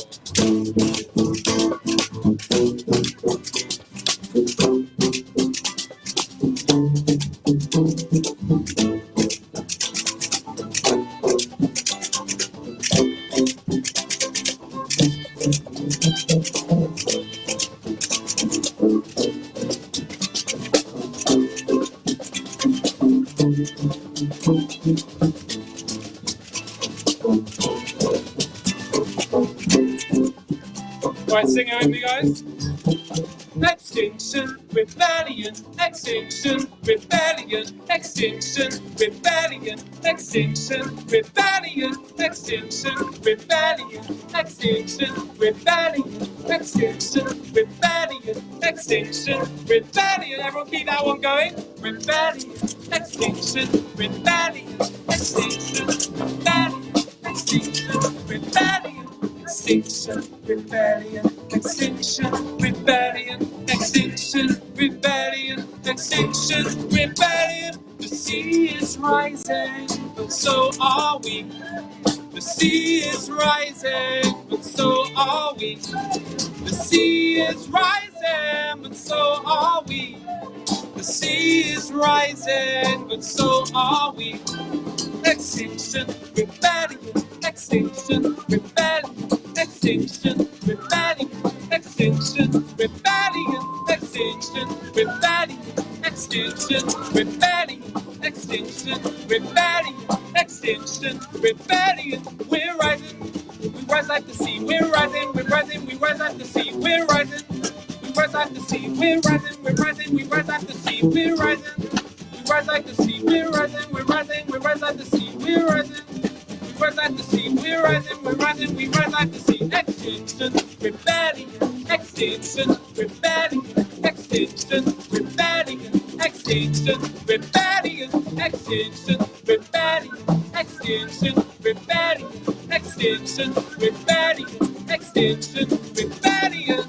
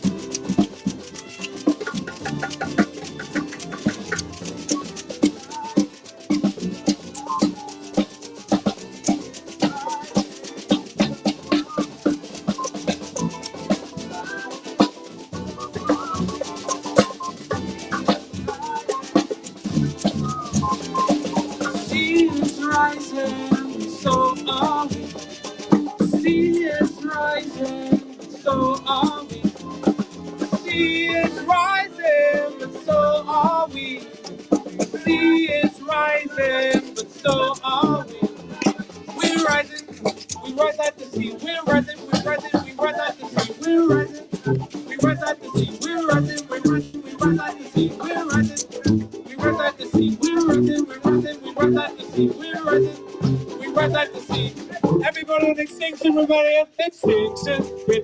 rebellion, extinction, rebellion, extinction, rebellion, extinction, rebellion, extinction, rebellion, extinction, rebellion, extinction, rebellion, extinction, rebellion.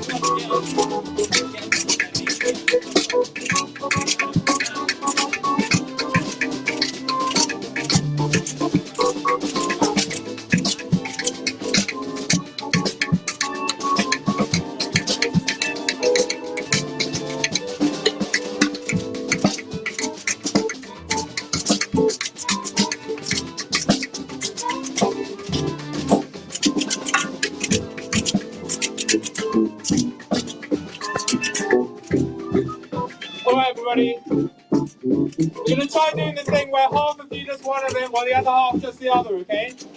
So can we go like everyone that's on like this side of my arm, like this way, is going to do extinction, rebellion, extinction, rebellion, extinction, rebellion, extinction, rebellion, extinction, rebellion, extinction, rebellion, extinction, rebellion. So can this half sing that? This half over here, sing that as loud as you possibly can.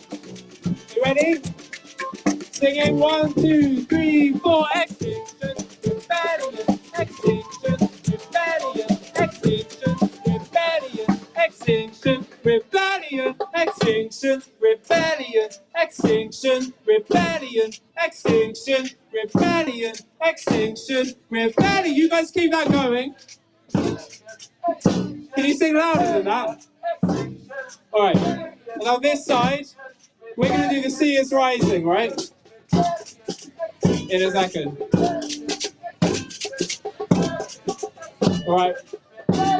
The sea is rising, but so are we. The sea is rising, but so are we. The sea is rising, but so are we. The The sea is rising, but so are we. You guys on the right? Louder, guys.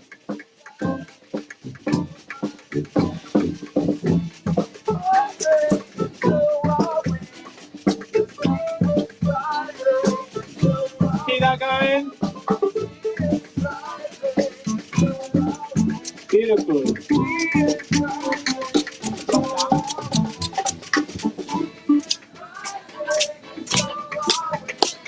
Extinction Rebellion, Extinction Rebellion, Extinction Rebellion, Extinction Rebellion, Extinction Rebellion, Extinction Rebellion. We're rising, we rise like the sea. We're rising, we're rising, we rise like the sea. We're rising, we rise like the sea. We're rising, we're rising, we rise like the sea. We're rising, we rise like the sea. We're rising, we're rising, we rise like the sea. We're rising. We rise like the sea, we're rising, we're rising, we rise like the sea.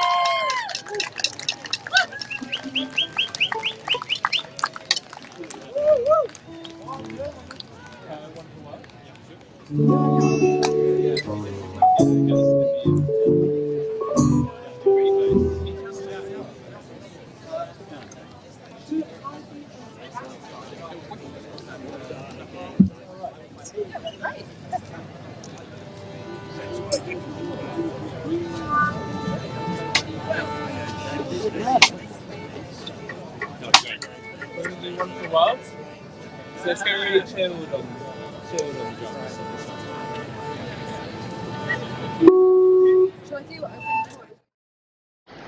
Well, good afternoon. We're outside Blackfriars Underground Station and we've got to do a little mini action. We're going to change some of those awful, roaring adverts you see in the carriages in Underground with something a little bit more appropriate.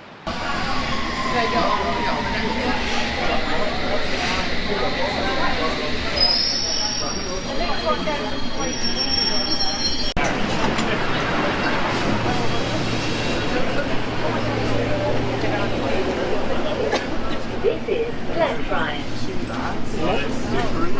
Oh god, I'm not going to be telling that. A better future, and we need to start right now. We're on a planet that has a problem. Need to solve it, get involved into it now. We need to build a better future, and we need to start right now. We need it cleaner, we need it greener, we need to keep gas and oil in the ground. We need to build a better future. Check out Excel's website. The next station is Temple. Exit for Somerset House. Check out Excel's website. We need to solve it, get involved and do it now. We need to build a better future, and we need to start right now. We need our leaders, to take real action. We need to solve it, get involved and do it now. Yeah, there's a talk at the Tate Modern later at 5:30 if you want to find out more as well. But yeah, definitely check it out. This is Temple.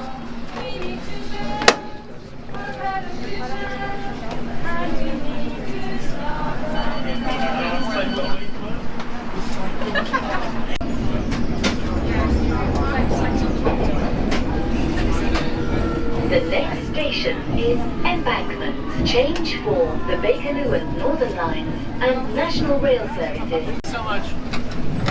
This one over.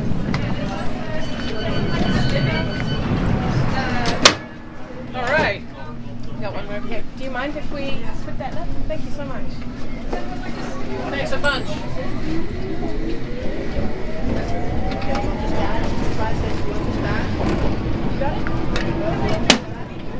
All about the climate.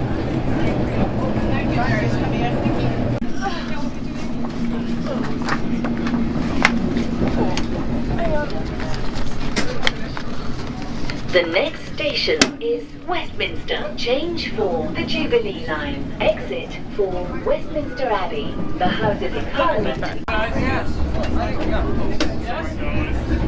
So we're putting up our arts flags. Is that the answer there? Would you like one of our? If you scan the code inside, you could find out more. Thank you. Great. Thank you. You can still put them up if it's quiet. A bunch of these while someone else puts them up. Yes. I did. What are you doing? We are on the underground right now, telling people about the climate crisis. We're putting up some cool adverts. Yeah, just to sort of inform people, let people know, point them towards Extinction Rebellion's website, and yeah, hopefully have a good conversation with people. And yeah, hopefully not get shouted at. Between the train and the platform. This is Victoria. This is a Circle Line train via Kensington and Paddington. The next station is Sloane Square.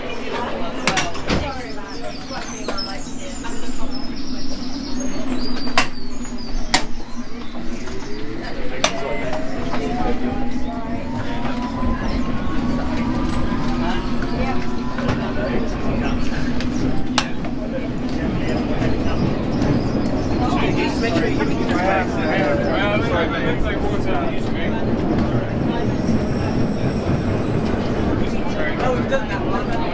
Let's do it the way.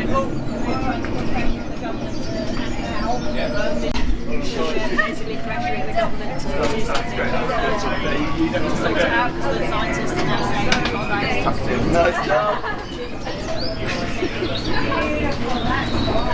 What do you think of all this? Oh, it's fun. It's good. An operation.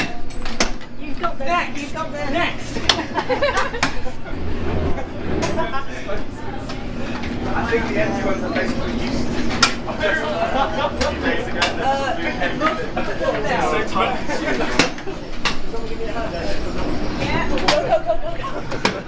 Come on, no. Go.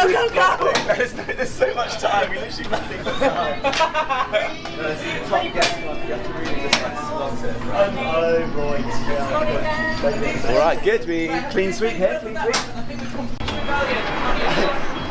Come with us if you like. I keep getting the stickers.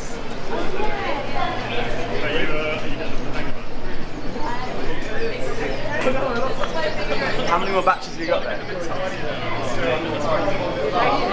What do you make of this so far?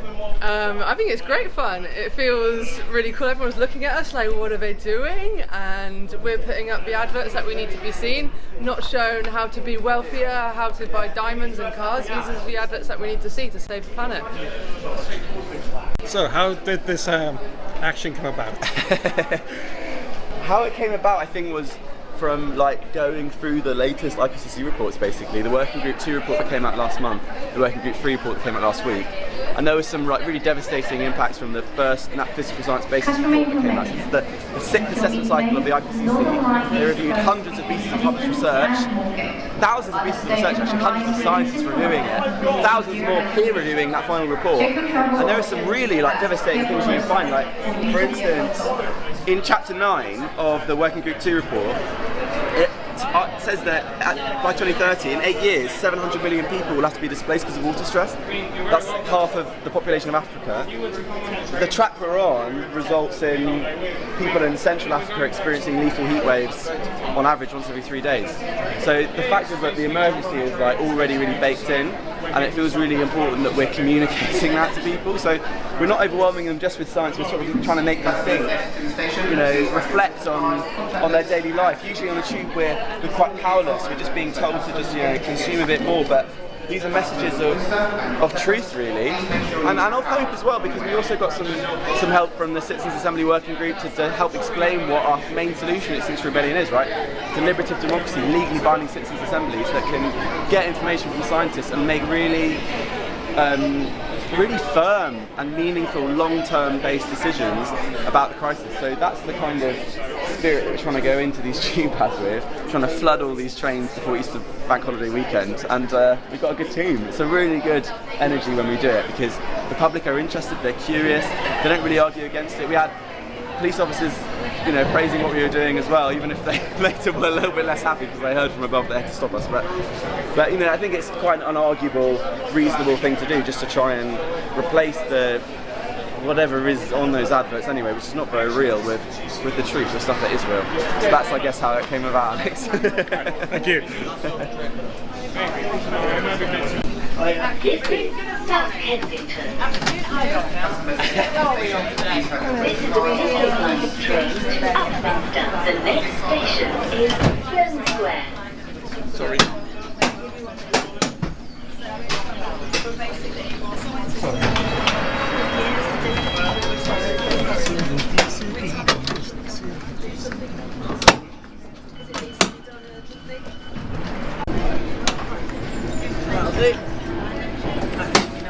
There we go.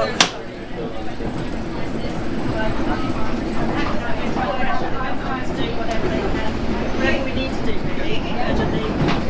So we're just telling people the truth. The next station is Sloane Square. Mind the gap between the train. You look like you're having too much fun with this. Of course, yes, because this is my first time I'm doing it and absolutely loving it. The rebel people are here, I'm just being one, learning so much from them. Train to Upminster. Thank you. Well, I had a little practice.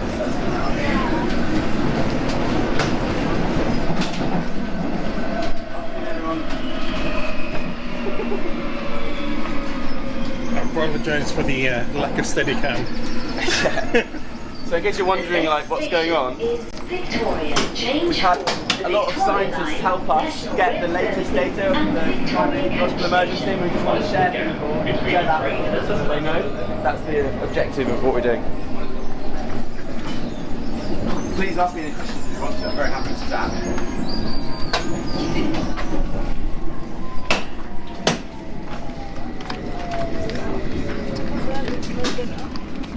Yeah. Okay.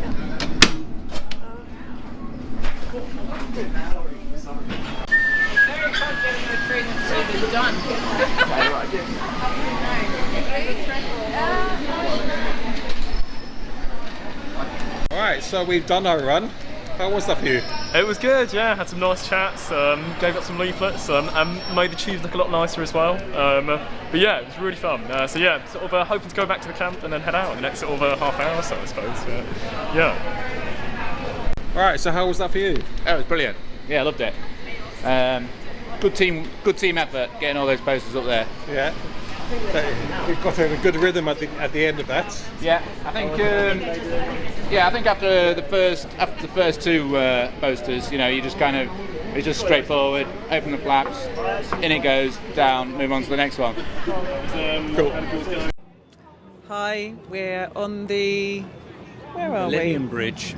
We're on the Millennium Bridge. With St Paul's behind us. And in front of us is the Tate Modern building, the old power station, repurposed. And we're on the wobbly bridge. Yeah. And this is your Roger, aren't you? From I am Roger, yes, indeed, yeah. Not the Roger. Well, I prefer to think myself as the Roger because I'm more important than any other Roger. Yeah, that's true. You're just as important as any other Roger. No, more important. So, what are you doing here, Roger? I'm doing outreach. It's a lot of fun. It's really good fun. So, just walk up to people and say, sticker and a leaflet, or how do you feel about climate?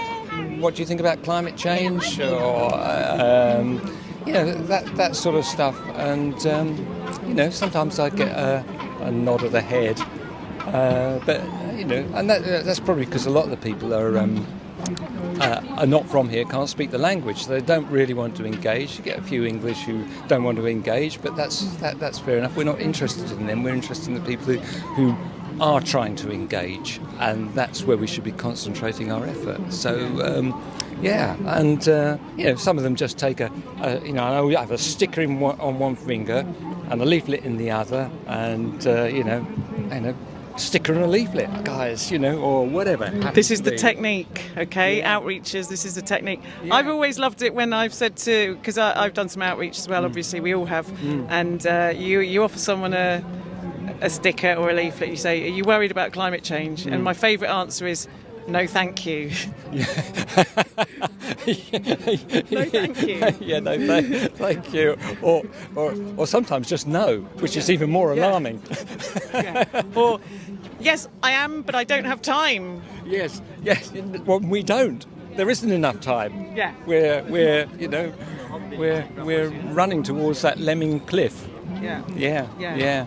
That's probably not a good thing to say as an outreacher, is it, though? Like, we're fucked. No. But sometimes you can use metaphor, can't you? You can say, the science tells us that, at some point we're at a tipping point. Yeah. And a tipping point is like dropping a rock off a cliff. And we know from the science that gravity will drop that brick to the ground and you can't stop it. And we're not very far from that point. So, so that's quite powerful. Yeah, I was going to say there's another Roger, possibly even more famous than you. I doubt it. In XR, who has a great metaphor as well that kind of meshes with your metaphor, which is even though we're, hurtling past all these tipping points, if you're running down an alleyway, you're being chased, and there's a brick wall at the end, you've got to keep running because there might just be a ladder that you hadn't seen. Yeah, but we all know there's not one there. But there might be. I don't know of any ladders. Please show me, because I'm going to be the first one up it right now. Yeah, we're going to disappear into another metaphor. The ladder is sort of like the 3 to 4 years window of possible opportunity we have if we stop burning fossil fuels. How do you feel about that? Do you see that as a sort of beacon of hope, or do you actually, what sort of deep down do you feel about that? We're all doomed, Mr. Marion.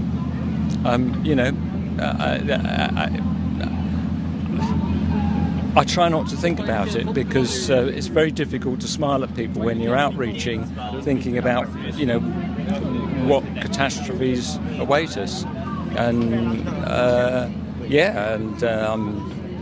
I'm, deeply afraid for my children, and I'm not even sure that they're going to have kids as a result of all this. They don't really like me talking about it at home. So, there's a profound effect on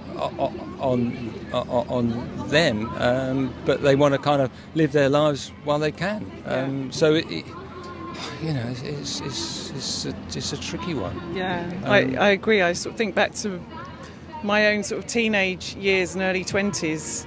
I was talking to somebody the other day and they said sort of really all you're interested in is getting laid and looking good, which is obviously pretty vacuous, but looking back, I was probably guilty of the same thing and probably mix in with that a lot of hedonism, drink, drugs, fun, and who are we to take this away?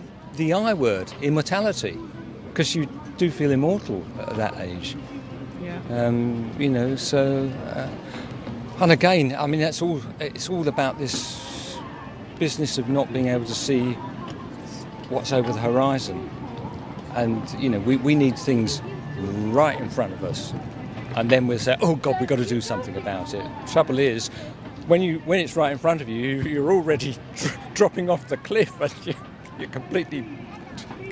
And getting that idea across to people is really, really difficult.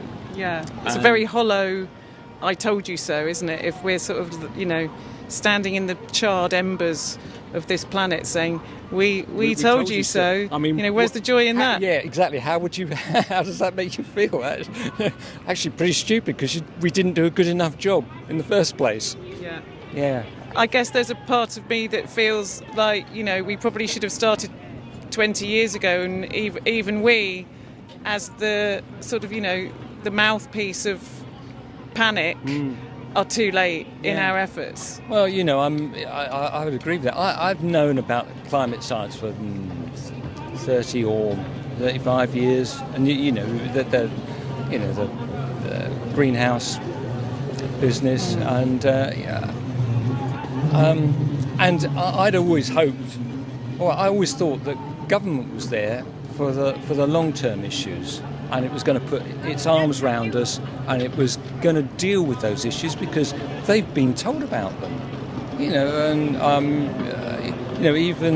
the dreaded Maggie Thatcher understood the issues and really sort of kicked it off, and that's people don't like to kind of actually say that because of her legacy, but she did understand it. Yeah, that's way back in the 80s, isn't it? 1980s. Yeah, late 1980s, and she's at one of the Brazil conference that was going on, and she said, we've got to get on and do it. But then you get, the oil companies with their tobacco industry techniques to kind of, it's only a habit. Similar paradigm. Yes, yeah, exactly, yeah. We call it a carbon footprint, when actually it's quite a lot bigger than a footprint, isn't it? There's all those things. It's sort of more of a carbon boot smashed into the face and ground into the ground. Yeah, exactly. Yeah, by Hagrid. Other things like climate science is a theory, so.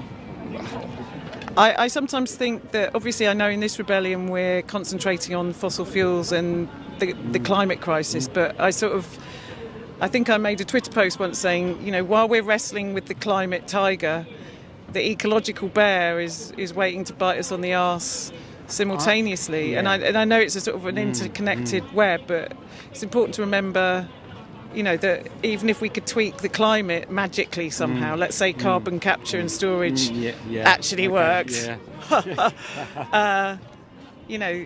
we're still practically fucked by the ecological crisis. Yeah. I mean, I think there's a brighter thing on that. Nature is amazingly resilient. If you give it a space that is not disturbed, it grows back very, very fast. You won't get the same ecosystem as before because, a lot of factors are different. But it is incredibly resilient. I mean, you think about, lichens. They grow on glass. I mean, how's that? Why does that work? So life is very tenacious, and It sounds like hope is creeping into this conversation. Well, yeah, but you only get the hope if you sort the climate out. If we don't sort that out, there isn't any hope. So cutting back on the greenhouse emissions is the key thing, and then everything sort of follows from that. What are your thoughts on this rebellion? I've been doing different roles every day, but I have a feeling it's different. I feel that it's been less sort of performative and more action-based, and that it feels to me as if Extinction Rebellion are back. Do you have that feeling as well? I think it's back in a different way. It's not like 2019 or even 2020 in between the bits of lockdown stuff. And even the police reaction, seems to be less heavy-handed. Now I don't know what's going on there. Maybe there's strings being pulled in the background or whatever. I don't know. But what do you mean by less heavy-handed? Just for people who haven't been up to speed on it. At actions you'd have disproportionate number of police officers around, and given that we are a non-violent group, we're disruptive, but we're not there to hurt the police or any other individuals. It's embedded in the sort of mantras of XR, and so to have lots and lots of police there, I mean, it's intimidatory. But do you feel that hasn't been the case this time? I don't think the presence has been as strong, and I think they've been a lot more relaxed. And I mean I arrived at Lloyd's just as they were. XR were ungluing themselves. Yeah, and that's never been heard of before. What was going on there? Where's the protest in that? Honestly, but. Is this a tactic from the police? Do we think, or are they on side? Would you like to surmise? My pay grade is I don't get paid at all, so I haven't got a grade. so You're just a foot soldier. And I like worker bee. Yeah, but I'm not female because all the worker bees are female. But I wouldn't mind being female. It would be a gas, I think. Yeah. Join us. Yeah. Well, I do as much as I can. Yeah. So it's been amazing talking to you. I've got to stop saying amazing. And keep saying it's been real. Yeah. It's been great. And are you carrying on, or what's your plan for the rest of the day? I'm here until I fall over, I think. We might film that. Shall I do it now so you can just add it on? Roger, thank you, okay, and we'll catch up with you soon. Thank you. Can I have a hug from you? Aww. Yeah. This report of the Intergovernmental Panel on Climate Change is a litany of broken climate promises. It is a file of shame, cataloguing the empty pledges that put us firmly on track towards an unlivable world. We don't have the excuse of saying we do not know. The challenge is, do we have the courage to do what must be done? There will be a time when we will look back and ask ourselves what we did right now. We know that we only have the possibility of avoiding a looming climate catastrophe if people like us refuse to give up. Climate activists are sometimes depicted as dangerous radicals. But the truly dangerous radicals are the countries that are increasing the production of fossil fuels. Nothing is being done to halt this crisis, despite all the beautiful words and promises from our elected officials. And the science is clear. To keep the 1.5 degree limit agreed in Paris within reach, we need to cut global emissions by 45% this decade. But current climate pledges would mean a 14% increase in emissions. There is no democratic mandate for this. There is no democratic mandate to destroy the conditions which make the planet habitable. Whatever this system is, it's had 30 years to sort this problem out. We've had 60% more carbon emissions. You need 1.7 planets to meet the resource needs. It's not working. We are on a fast track to climate disaster. I will not be silent while the world is on fire. Will you? This This is not some future harm that is apocalyptic, that is to come in the near future if we don't reduce emissions in 5, 10, 15 years. This is happening now. This is a climate emergency. Climate scientists warn that we are already perilously close to tipping points that could lead to cascading and irreversible climate impacts. But high-emitting governments and corporations are not just turning a blind eye. They are adding fuel to the flames. They are choking our planet based on their vested interests and historic investments in fossil fuels, when cheaper, renewable solutions provide green jobs, energy security, and greater price stability. The struggle is not only to stop the harm and to end this toxic system now, it's also to do so in a way that we can reconstruct and that we can build. And we can build back in a much better way than what we've had before. We have to have a vision of not only